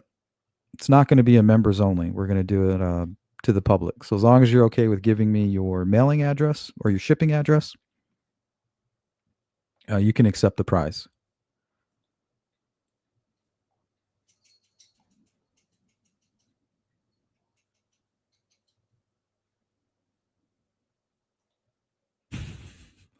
Yeah, it'll be hell on earth. Remember, World War III is going to be fought with nuclear weapons, but World War IV is going to be fought with sticks and stones. Badass. We've been on Mars. Yeah, maybe Elon Musk is from Mars. He's trying to get back. All right, guys, let's go ahead and we're going to transition over. I want you guys to watch this interview with Doug Carter in regards to the Flora fires. And I'm going to go refill my coffee while this is playing. Thanks so much for sitting down with me to talk today. And today of all days, this is the 8th year anniversary of the Flora fires. What's the update? We continue on. We're going to continue on, just like we had before. I know it's not what people want to hear, but we're going to continue on. And I really believe that one day we'll know. Was Galen Rose, the girl's mother, ever a suspect in this case? We have no reason to believe that. We think that she's a mom that lost 4 little kids, and my heart breaks for her. There's been so much said, so many allegations made about that, and all of the perception and public opinion and all those things. And Jenny, we have to be really, really careful there. And I think I'm still getting a lot of hate mail about it, that it wasn't as important as the Delphi murders, and that's just simply not the case. We have to act on what we know, and I've said that so many times. I feel like I'm a broken record, but we will continue to work that until the end. Do you think somebody knows? I do. Oh, 100%. 100%. I do. And there's also this notion of a cold case that everybody thinks about that, but I don't. As long as there are people still living that might have an idea or know, why would it be cold? So we will continue to do anything that we can around the country. I wish Galen all the best. I really wish her the best, and the rest of her family. And I can't imagine what they've been through. Do you think we're ever going to solve this case? Solving it, yes, I do. I do, because I believe somebody knows. What would you say to the person who did this if they're watching this tonight? What I want to say is I don't think you intended to do what you did. I don't think that they intended to kill 4 little girls. I don't. That's me. That's my own opinion. I think I agree with him. To do that. I think it's possible. I believe they intended to send some type of a message. And I don't know what the message was. There's been a lot of rumors about this case. How has ISP dealt with that and kind of weeded those out and gotten to some of the facts in this case? That's a great question. I appreciate the question. And the answer is we've learned a lot over the course of these last 8 years, both from what happened in Flora and also what happened in Delphi, in one small county in Indiana. And things happen that I never dreamt ever would, and that is public opinion, because of the way in which we communicate today. And I don't hate people that hate me. I really don't. I think over time, this frustration builds and builds and builds. And then there was a racial overtone to it all, which really was hurtful to me personally. But there's so much speculation. And then you speculate long enough, you're right. But during that speculation, you're able to talk about what you think. Then it becomes what you know. And then all of a sudden, everybody believes it's true. And whether it's this case or any other complex criminal case anywhere here in the state or in the country, I think that's always something we're going to be fighting from this point forward. And I think that's one of the reasons that the media is so important. It's so very important that we're able to give the true perspective, not opinions, but perspectives and what we know, and talk about what we know. Mm-hmm. And you've always done that very well. The house is gone. I was just up in Flora. It's just so quiet. It's eerie. I mean, you've been up there too, I know, recently. That's got to be tough to see. That was always a place of reflection for me. I would go there and I'd just sit across the street for 15 minutes, 20 minutes, and I would just look at that house. And now that it's gone, it's strange. I'm glad for the community, for the Flora community, that it is gone. But that's always going to be something that rips at the heartstrings of everybody that lives there and that knows about this. And those 4 little girls. Does that remind you every day that you still have to figure out and get to the bottom of this? Is that sort of? Yeah. That rock was given to me by Jackie on the year anniversary. And I've kept that rock ever since. It sat here or over on my windowsill with the names of the girls and in the order in which they died. And it was the 4 little girls in Flora, then it was Abby and Libby. So it's just a perpetual reminder. I'm going to be taking that with me when I leave. There are still investigative steps being taken pretty routinely. And I can't talk about those right now, but we'll continue to do that. And the tips and information, more information than tips right now, but we'll continue to take them, and we encourage people to talk to us. Yeah, we've heard that before. Badass. And that is true. Let's go to this comment here. There has been a history of volunteer firemen who have set fires to become the heroes. Sorry to say. Yeah, there's been firefighters who aren't volunteers who just weren't getting any work. I know that there was a famous one in California who set some of the most devastating fires. Here in Arizona, there was a case of a firefighter who did that. One of the most devastating forest fires that we've ever seen was caused by a fireman. So I understand why people want to talk about the possibility of police involvement, and I'm okay with that. But to sit around and say 100% you're sure that Delphi and Flora are connected and it's the same crooked cops and the same Odinism and this and that, that's just not helping anything. But if you want to have that conversation, I think it's okay. I think it's fair to talk about the possibility while bringing attention to the case. But when you become a perpetrator like that and you start pushing that kind of a narrative, you're taking away from these girls. You're taking away from the potential for justice. Because if you start having people agreeing with you when there's absolutely not one shred of evidence to point to any of that, people are going to stop looking. They're going to stop digging. They're going to stop talking about the case. And every time you mention it, they're going to say, oh, well, it's the same people that did Delphi. You know, I already know what happened. There's just absolutely nothing helpful about that.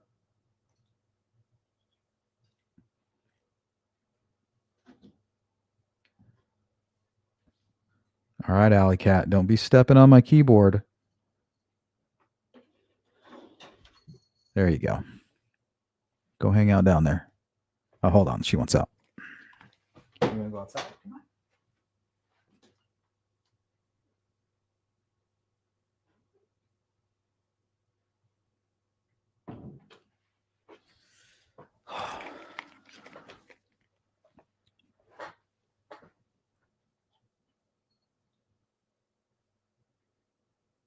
I have mixed feelings about him. You know, he's there to kind of take the blunt force from the media. So I really don't expect anything from him. You know, he's just there to talk to the media and protect the investigators and the investigation from the public.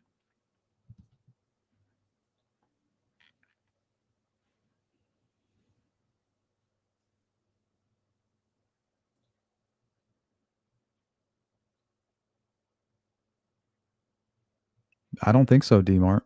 I don't think so. But all I know is that I'm doing a lot of digging behind the scenes. And I think any of you web sleuths out there, if that's your thing, I think you should do the same thing. Start looking for patterns. Start looking. The more people we have digging into this case, and I'm not talking about blaming people blindly, right? But if you want to share names privately and have other people maybe help you verify something in there, you know, I'm willing to do that because that's what I've been doing behind the scenes. And it's definitely been amped up, probably 100-fold.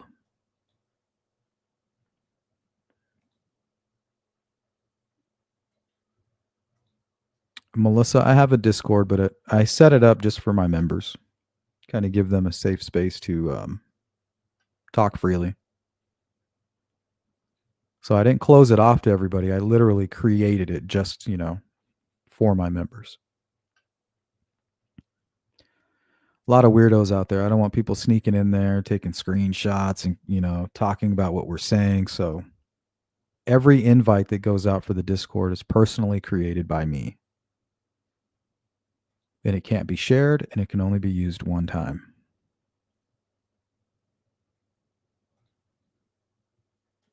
So if you're a member of my channel and you want to be part of the Discord, all you have to do is email me, and I'll set you up.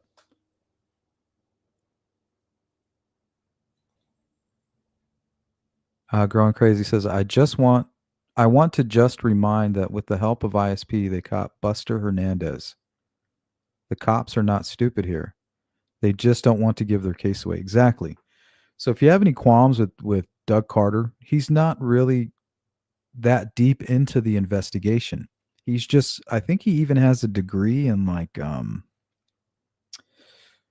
theater or something like that, something to do with entertainment, you know. So they put him out front. He knows, he's a good-looking guy. He knows how to talk on camera. He knows how to deal with the media. He's like an entertainer. He's there to take the criticism.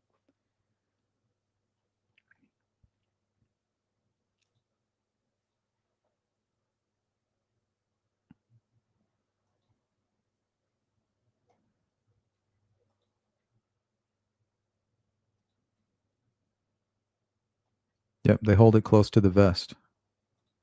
D-Mart, I just heard of this case, Flora, and started looking into it last night. I will continue as I need much more info.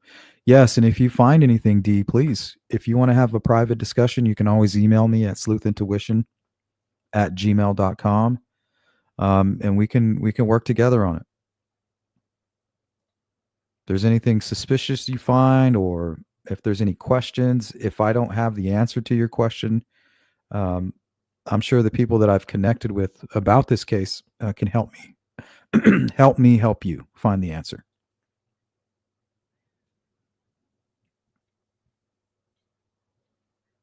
Same goes for you, Jari. If you want to talk about it behind the scenes, we can. We can verify timelines, verify, if these people were around, and we can tip them in. We can let law enforcement sort it out.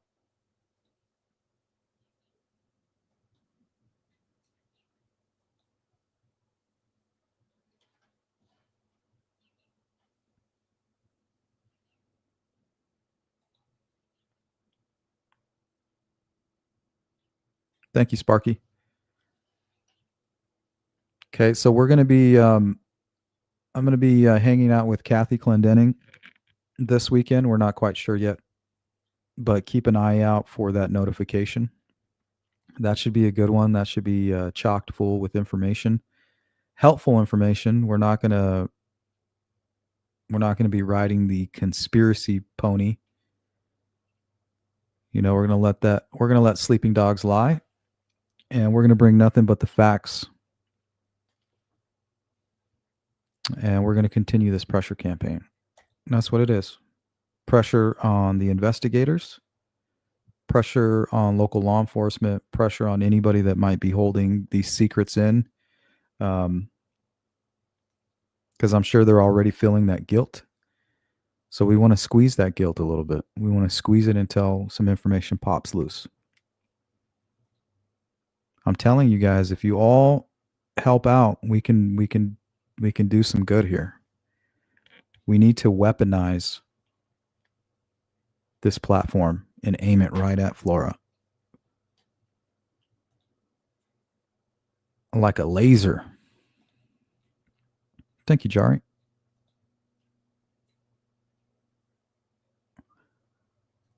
Yeah, that's my understanding as well, Jinx. So, yep, it's all about integrity, not drama. No drama. No feeding these trolls. We're going to let them starve. That's how you starve a troll. Just ignore them.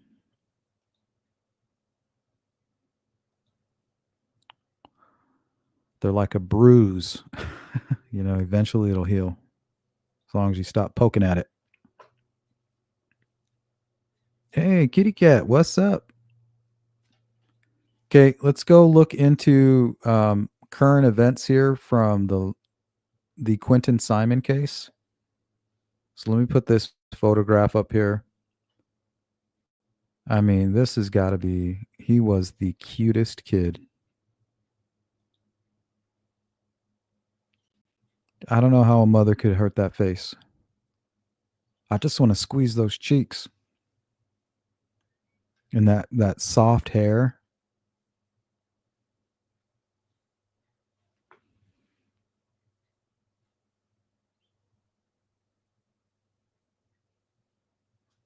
This case will break your heart, guys.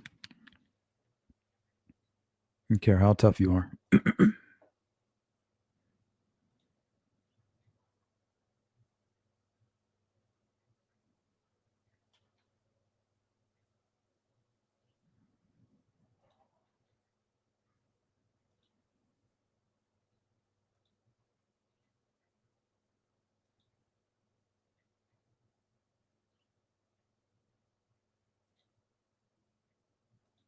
Yep, little cherub. It's a baby angel.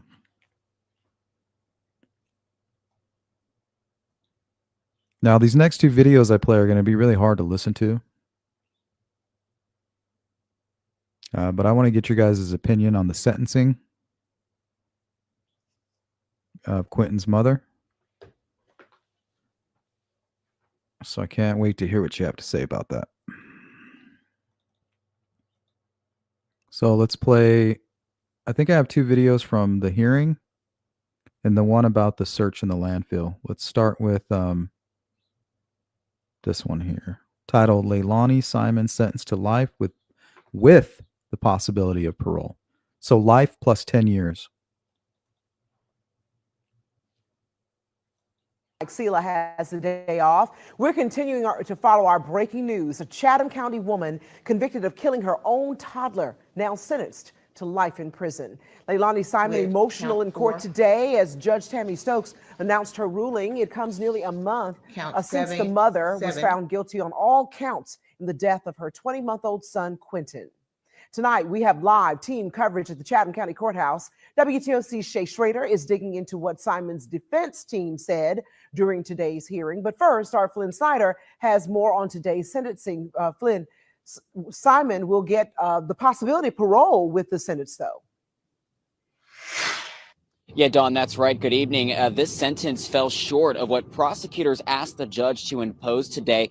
Judge Tammy Stokes sentencing Leilani Simon to life plus 10 years in prison with the possibility of the parole for the murder of her son, Quinton. Special Assistant District Attorney Tim Dean urged Judge Tammy Stokes to show no mercy to Simon. He called for a life sentence without the possibility of parole, plus 65 years behind bars and a $17,000 fine. During today's sentencing hearing, prosecutors focused on Simon's behavior during the investigation and after her arrest, saying she implicated innocent people, was out drinking the night investigators announced the landfill search for Quinton's body, and had a pen pal relationship with a convicted child molester. Okay, who does that remind you guys of? Another case where they had a child who had passed and was found in an empty lot. Which mother does that remind you of? Who actually went free in that case? Who was out partying while they were looking for her child? While in jail, the case's lead detective once again on the stand today telling the judge Simon has not taken accountability. In all of these statements of hers that you've listened to, the interviews, things witnesses have told you she said, jail communications and so forth, at any point. That's freaking scary, Jari. Oh, yeah, I'm sure. Hey, I'm stuck. I'm stuck in the elevator. Please rescue me. I'm on to you. And Stargirl, exactly. Casey Anthony. Casey Anthony. You hit it. Has she ever actually accepted responsibility for what she's now been convicted of? No, she hasn't. Exactly, D. And Dean urged the judge to impose a strong sentence to send a message not only to Simon, but also society, noting that this case has taken a heavy emotional toll for those that were involved. Ultimately, Judge Stokes sentencing Leilani Simon to life plus 10 years in prison with the possibility of parole. WTOC's Shay Schrader also in court today. Shay, this sentencing fell more in line with what Simon's defense team had asked the judge for. Yes, Flynn, and as we know, there were only two possibilities on the table heading into the sentencing, and that is that Leilani Simon would be sentenced to life in prison with the possibility of parole or life in prison without the possibility of parole. And she had 5 family members and friends testifying on her behalf in front of Judge Stokes today, asking that she be shown mercy in her sentence. Now, they painted a much different picture of Simon than we saw throughout the trial. Her family and friends characterizing her as a loving child, her aunt testifying that she would often visit her grandmother and defend her brother against bullies. Her stepfather recalling that she was very smart as a child and that she could ace a test without even needing to study for it. But the testimony also revealed that Simon lived with her aunt for much of her childhood because her mother, Billie Jo Howell, was struggling with drug addiction of her own. Howell testified that she neglected Simon's needs, and Simon's brother, Paul, saying that she deserved prison, but not forever. I know drugs has taken and had a huge impact on our entire lives. Even as Leilani's childhood, I failed her as a mom. And I still neglected your needs, your emotional needs.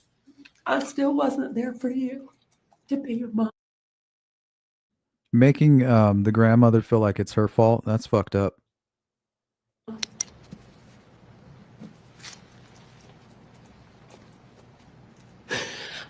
I don't care how neglected you are throughout your life. That's no excuse for you to kill your own child and dump them like trash. Decisions have played an impact on things that have happened in your life. She needs to spend time in prison, but at the same time, she's still extremely young. And regardless of how it looks, at the end of the day, she's still my sister.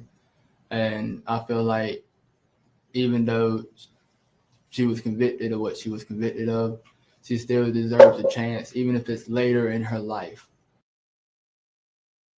Fuck that. Now that Simon has been sentenced in this case, she has 30 days to appeal the verdict, and there are 3 basic things that could happen from there. 1, the appeal is denied, meaning that Simon's conviction and sentence would stand.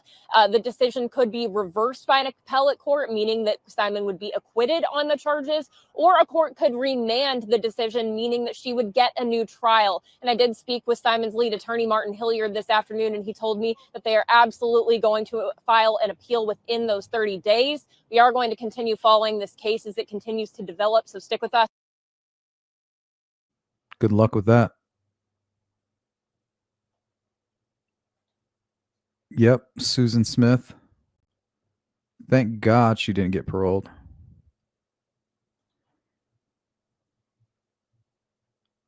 Yeah, she should be lucky she didn't get the death sentence, in my opinion.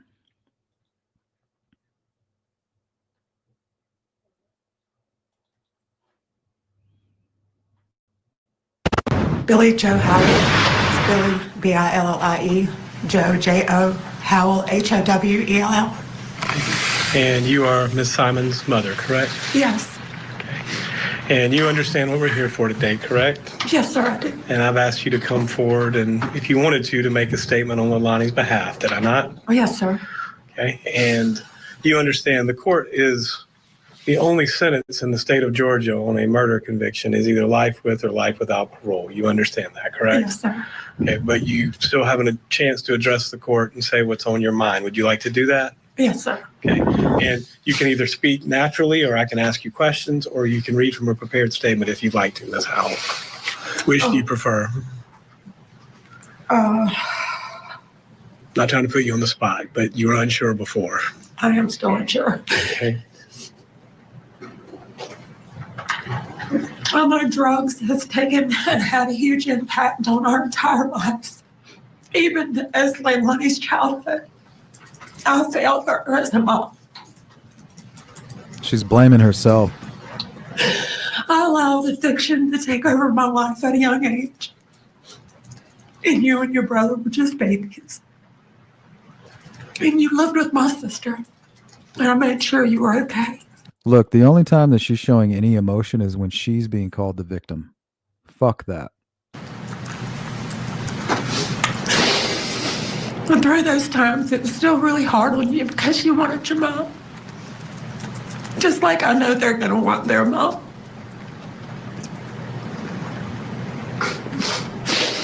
When you come to live with me, I'd already changed my life. And I'd been working really hard. But I had changed my addiction from drugs to work. And I still neglected your needs, your emotional needs. I still wasn't there for you to be your mom.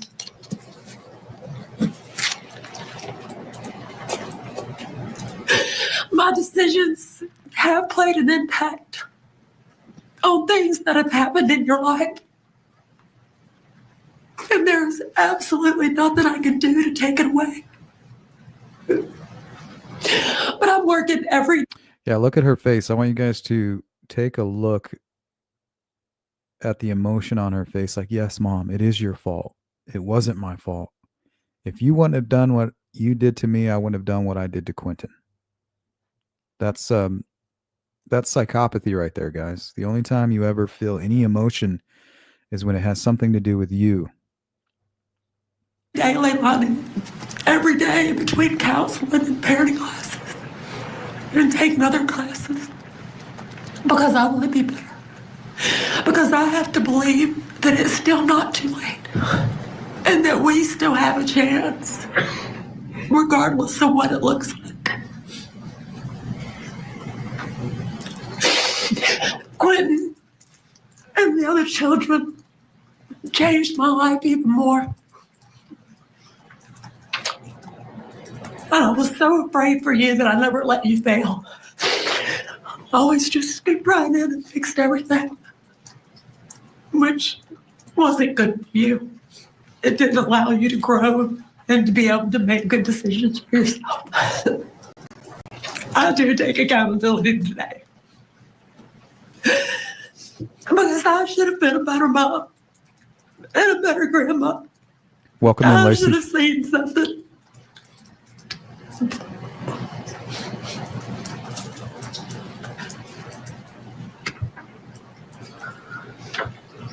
You deserved better. And so do your children. All three of them. No, Quinton deserved better. That's the only person that matters in this entire discussion. How are you forgetting that? We might not be able to bring Quinton back, but he needs to come home. And we're all going to hold him one last time.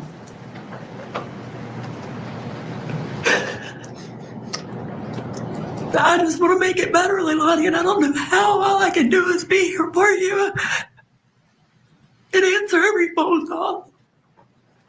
Talk to you and be there. Listen, really listen. I'm really listening. Hey, Humanimal, me too. It pisses me off that she's allowing her mother to take the blame and she's accepting it. Like, yeah, it is your fault. I love you and we're going to get through it because I raised you to know that I love you unconditionally. And today I do not put conditions on that because I love you. Oh, I think killing your grandchild is definitely a condition. I think that we would all be there for you. We would accept that as a condition. I love you. I love you, Leilani. Let me ask some questions. Did you ever see, we heard a lot of this during the trial. Was there ever any of this favoritism towards Zane or Sky, or Quinton was the outcast? No, sir. Never. Okay. And did you ever see... You hear the judge asking questions. Okay, now it's time to see exactly how horrible this crime was. This one's titled, Witness Testifies About Grueling Landfill Search for Quinton Simon. This will break your heart. Jurors got a first glimpse into the landfill search for Quinton Simon, the Savannah toddler prosecutors say was killed by his own mother. WJCL 22 News' Andy Cole has been on top of the trial. He joins us now. Andy, an emotional day in court. Yeah, Riley, that's certainly right. One witness and some jurors found themselves tearing up as they learned more details about the massive landfill search effort looking for any sign of 20-month-old Quinton Simon. Tell me what it felt like to see that little piece of Quinton's skull and pick it up and realize what it was. It was heartbreaking. Witness after witness after witness testifying Tuesday about the grueling 2022 landfill search for little Quinton Simon. Denard Johnson runs the Superior landfill and walked jurors through the brutality of their work. We have a series of bulldozers that pushes the waste to the compactor.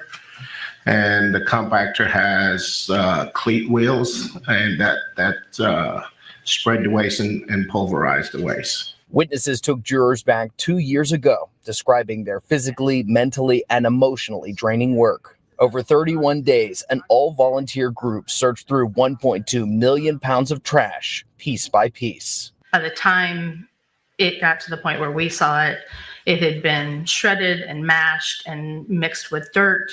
So it's kind of just a gray, muddy looking field. It wasn't until November 18th, the last day before Thanksgiving break, that Chatham County police officer Sophia Zerke found what was later identified as Quinton's skull. I was just breaking through the garbage, and then I had observed a white small object. What's up, Frank? I will. My hand.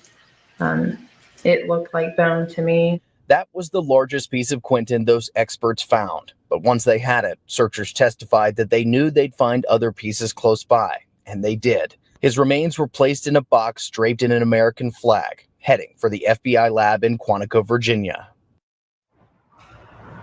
And court wrapped up early today in preparation for a long day of testimony tomorrow. The state told the court that they could be able to rest as soon as tomorrow or early Thursday. Beautiful child was thrown away like trash. And people are showing sympathy to this monster. I have zero sympathy for that woman. Not even an iota. Not one iota. And I'm going to refrain from saying the things that I would like to say. I'm not sure, Lynn. I'm not sure.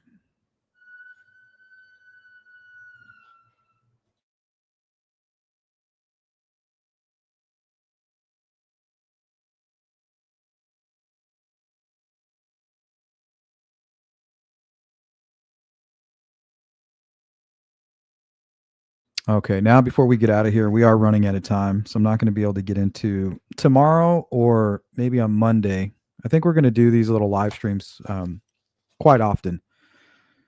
I feel like we cover a lot of information in about the 3-hour span that we're able to hang out. So I think Monday we'll look into the Mercedes Vega case, the methanol poisoning, and if there's anything else you guys want me to cover during these live streams, shoot me an email at sleuthintuition@gmail.com. I'll pull up the information and we can talk about it.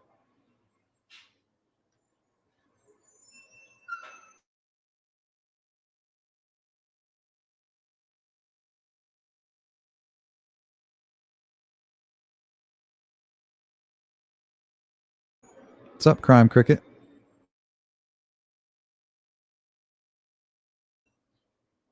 Okay, how many of you are familiar with the Carly Brucia case?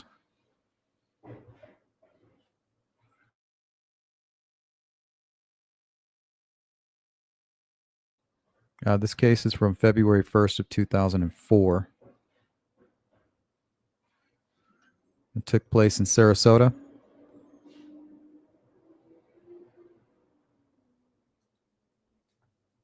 Did I talk about the judge? No. What about the judge?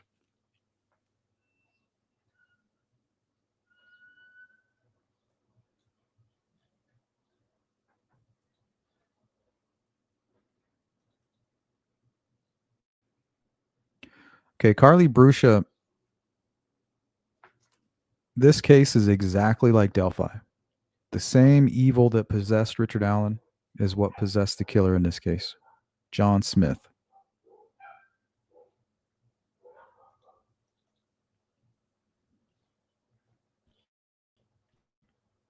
And you guys are going to see a very similar video, CCTV footage as the bridge guy video.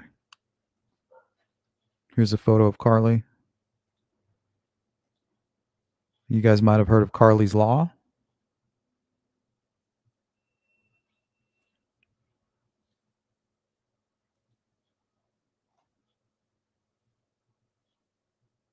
I just don't understand how they can turn a child, a beautiful child, from this to this.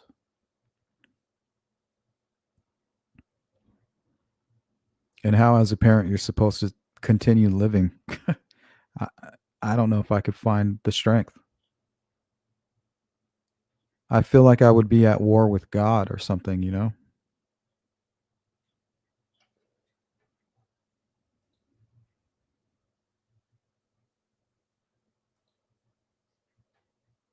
Oh, yeah. We can talk about that too. The case where the police officer killed that judge and he was finally indicted. I think he was indicted this morning or last night. We'll have to save that for Monday.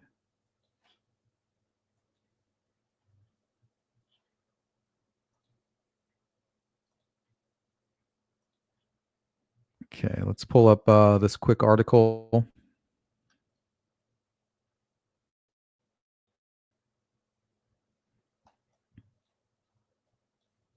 So the tragedy, this one's titled The Tragedy of Carly Brucia, the 11-year-old who was abducted from a car wash in broad daylight. On the evening of February 1st, 2004, an 11-year-old girl named Carly Brucia was abducted in Sarasota, Florida, while walking 1 mile from her friend's house to her own home. She was found dead in a field by a church 5 days later in a crime that sent shockwaves throughout her community. This is her tragic story. Carly Jane Brucia was born on March 16, 1992. By 1993, her mother and father had divorced, with Brucia visiting her Long Island family during the summer and winter school breaks. Brucia was living with her mother, Susan Shortman, and her stepfather in Sarasota when the unthinkable happened on that February evening. Brucia had been sleeping over at a friend's house and was headed home to watch the Super Bowl that evening. It was around 6:15 p.m. when she began her 1-mile walk back to her house. Her friend's mother, Connie Arnold, had called Brucia's mother to check that it was okay for her to walk, and Shortman replied that she did not want Brucia walking along the busy Bee Ridge Road. She consequently sent her husband to pick her up, but he never found her.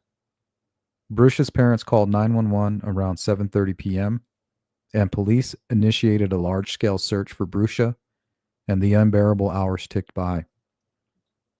Then around midday the following day, police bloodhounds tracking Brucia's scent came upon Evie's car wash at 4735 Bee Ridge Road. The dogs tracked the scent behind the car wash before it suddenly vanished. Footage taken from the car wash motion sensor camera showed a man in a mechanic's uniform leading Brucia by the arm at 6:21 p.m. the previous evening. Police rewound the tape and saw a yellow Buick driving into the parking lot 3 minutes before her recorded abduction. The footage was immediately released to the media and an Amber Alert issued for Brucia, but it would be to no avail. Carly's Law, exactly. So this is the first bridge guy. So we'll pause this article here, and I'm going to show you guys that footage.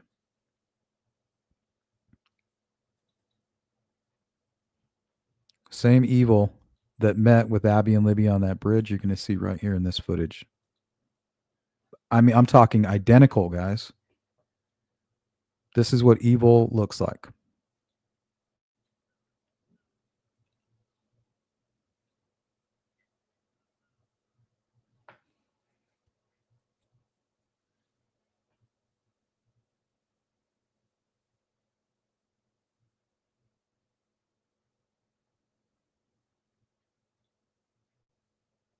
She was just a few short hours later, she was sexually assaulted and murdered.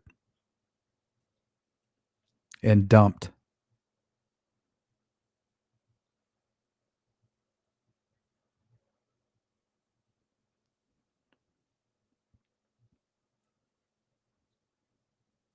So this piece of shit had just recently lost his job. You know, he had a series of stressors, just like Richard Allen. You know, and he got all drunk that morning and he couldn't control his impulses. I mean, we are looking at the original bridge guy right here, John Smith.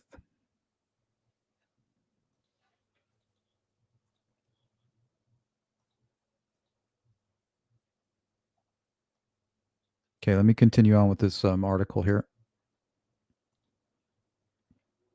Now, remember, she was less than a mile from her home, and while she was being kidnapped, her stepfather was driving right past the car wash. He had driven right by at the exact moment of her abduction, but she tried to stay off the main road and was going to cut through the car wash. The morbid discovery of Carly Brucia's body. Police eventually received Smith's address, and authorities learned that the suspect was actually on parole for drug offenses. The previous year, Smith had violated parole twice, but authorities decided not to remand him.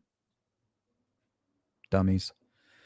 Police searched Smith's rented room and found mechanic uniforms in his closet, but no other evidence tying him to Brucia.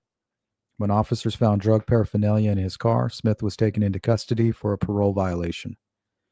Joseph Smith's brother, John, was then shown on CCTV footage, and he agreed to help the FBI to get a confession from him.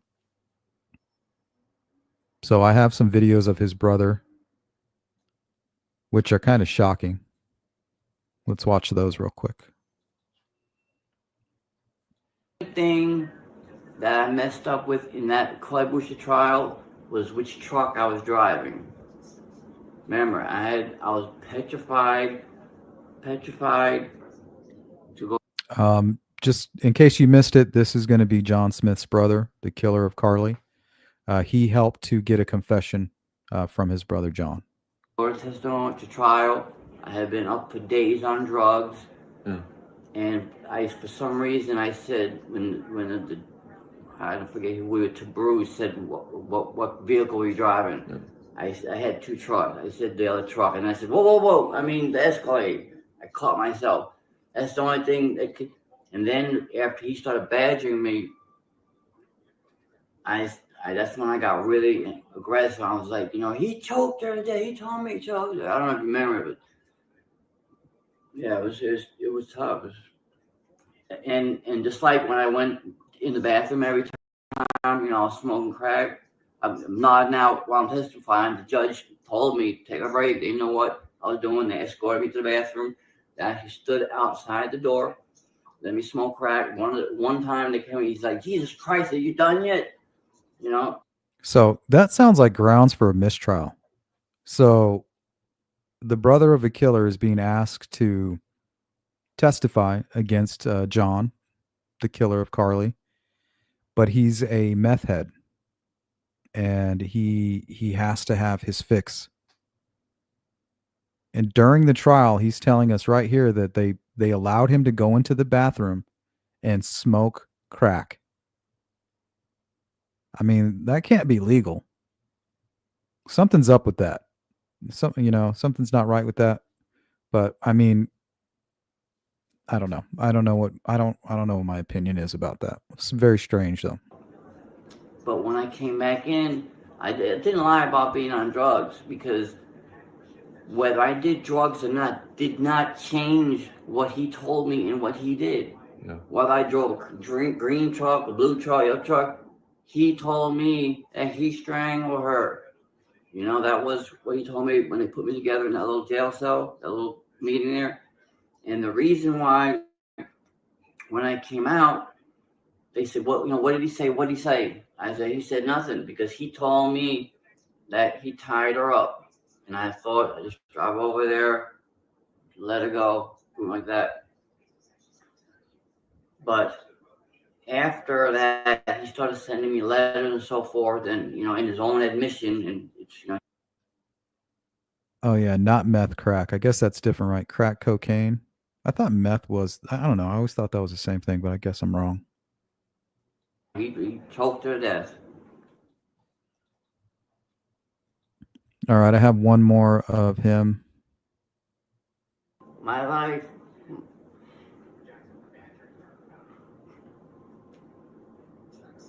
my life crashed. Like you have no idea when all this shit happened. And he's the cause of it. He's the direct cause of it. You think he cares how many lives you ruined? He doesn't give a fuck. All he wants is money for commissary. He does not give a fuck. So I want you guys to pay attention to that when you're thinking about Richard Allen. He does not give a fuck. He just wants money for commissary. We're dealing with the same demon here, the same evil. And I don't think he realizes, what he's done to everybody. My life.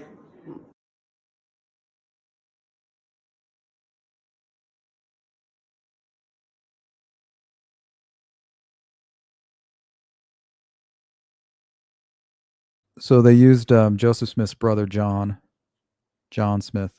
So Joseph Smith's brother, John, was then shown the CCTV footage, and he agreed to help the FBI to get a confession from him. If it's him, John cautioned, you won't get it out of him. And yet on February 5th, Smith called his brother John, who was then able to take FBI agents and a local officer to the Central Church of Christ and directed them to a nearby field 2.8 miles from the site of Brucia's abduction. I think I might have that bookmarked here. Might be able to pull that up on the map for you guys to get an idea of the area. Sarasota, Florida.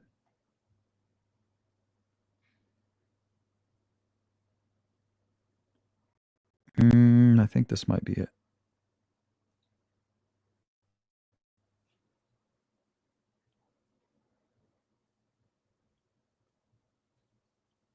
No, that's not it. That's another case I'm working on.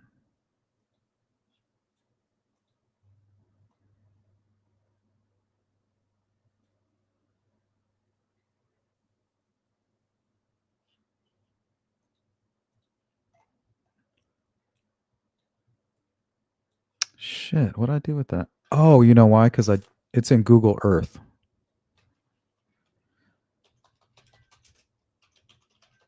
That's why.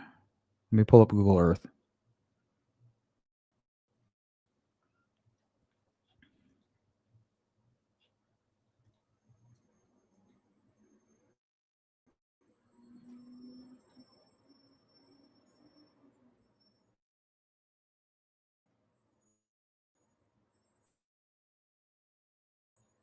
Yeah, it doesn't give a shit about anything. And what's crazy is he dumped her behind a church.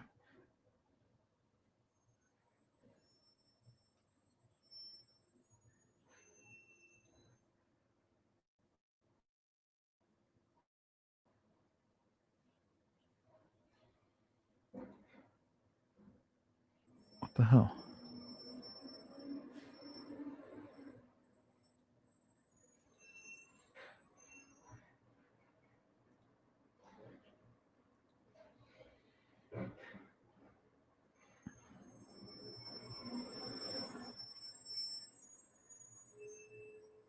Okay, here it is.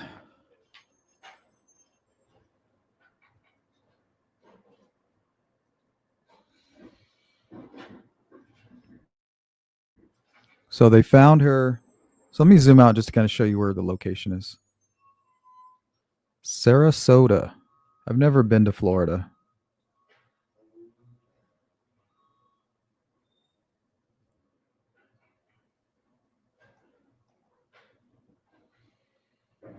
So she was kidnapped from Evie's car wash. Now, this dude had just lost his job. He was high. He was drunk. So he had a series of stressors, just like I believe what was going on with Richard Allen.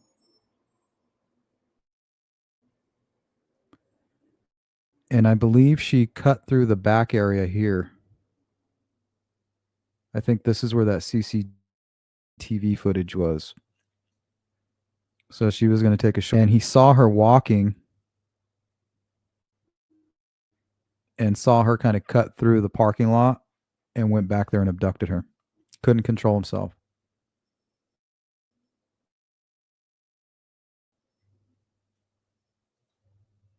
and then dumped her body just maybe, I don't know, it's like a few blocks away at the New Day Church. And they've actually turned it into a memorial for Carly Brucia. Right here, Carly Brucia's memorial garden. But I believe he dumped her back here somewhere in this area.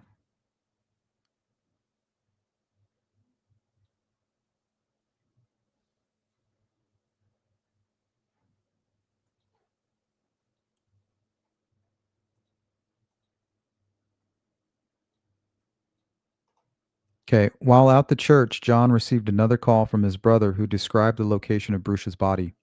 In a field behind the church, 11-year-old Carly Brucia was found lying on her back, a deep ligature mark prominent on her neck. She was naked below the waist. Apart from a sock on her right foot, with her right leg outstretched, and her left leg curled underneath her, just like Abby. During that phone call, Smith had admitted that he had rough sex with Brucia before strangling her. Look at this piece of shit. Looks just like Richard Allen. The Sarasota County Medical Examiner determined that Carly Brucia had been strangled from behind, and abrasions on her side of her body indicated that she had been dragged to her final resting place. A semen sample found on her shirt matched Joseph Smith's DNA profile, and 2 of Brucia's head hairs were recovered from the yellow station wagon he had borrowed, with 7 fibers matching the red shirt that Brucia was wearing. Smith had disposed of Brucia's backpack and clothing in different trash bins. All of this evidence was enough to charge Smith with Brucia's abduction and murder. Convicted on all charges, Smith was sentenced to death on March 15, 2006. He has since died in prison, by the way, guys. In 2018, Smith's sentence was commuted to life, but then it was reinstated to a death sentence in April 2020. However, Smith died on death row of unknown circumstances on July 26, 2021. The police have also suspected Smith in the unsolved murder of Tara Riley, whose naked body was found in a retention pond behind a Walmart in Bradenton, Florida in 2000. Brucia's horrifying death did incite legal action. However, in 2004, a bill named Carly's Law was proposed, which amended existing laws to toughen parole rules for sex offenders. The bill, however, failed to pass Congress and appears to have been abandoned.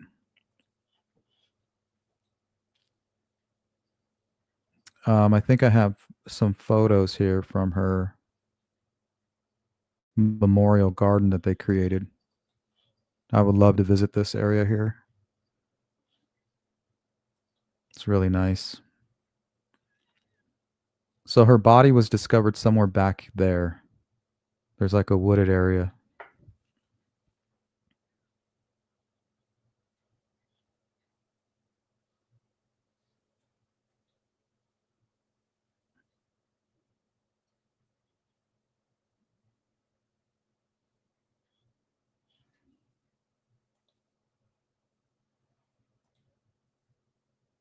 CJK says, always scream and yell, resist and fight back. I've heard yell fire because people are prone to come out of their homes versus yelling help.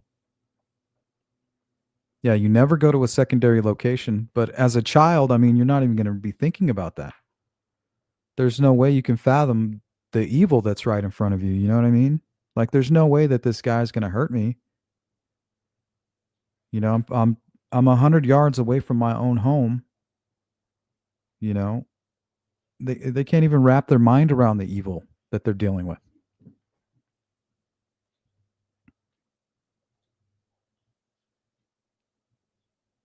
Yeah, you got to fight as hard as you can. Yep, that's what he was doing, D. He was hunting. So I think it's always good to look at that case and remember Carly. You know, it's the same kind of evil that took Abby and Libby from this world. That same piece of shit.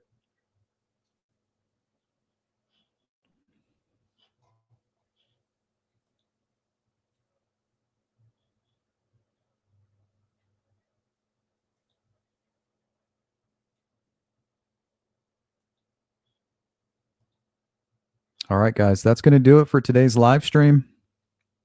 So I want to give a shout out to our today's sponsor, which was Miss Dog Lover.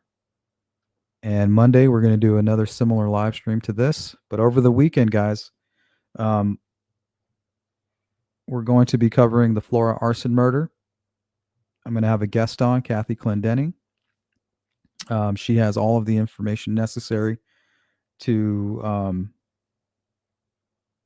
kind of give you guys an idea of what we're dealing with here. We need all hands on deck for that one. And then sometime over the weekend, we're going to be doing the Sleuth Crew merch giveaway. So hopefully you guys will hang out for that. We're going to do a drawing. And if we land on your name and you're not willing to give me your mailing address, we'll go to the next.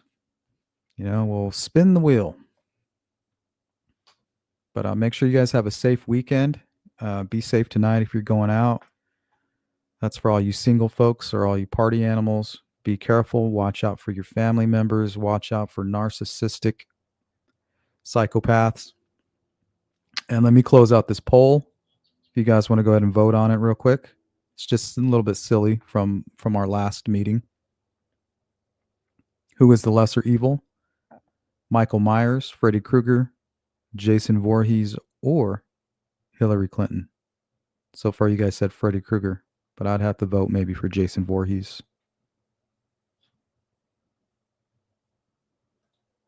Thank you, Angela. Thanks for hanging out. You stay safe out there. Lucky Duck, welcome. Good to see all these new names. D-Mart, great to have you guys. Thanks for subscribing to my channel. Consider becoming a member. And all you members out there, I love you guys. Thanks for supporting my channel. You guys have been here through the thick and thin of it all. And all of you who have been donating to the Cash App, the Zelle, the Venmo, you literally are making it possible for me to sit here and do what I'm doing and work on this platform and give you guys a safe space to talk about these horrible events. And I couldn't do it without you guys. So shout out to you first and foremost, and I'll see you guys again real soon. Catch you on the flip side. Peace.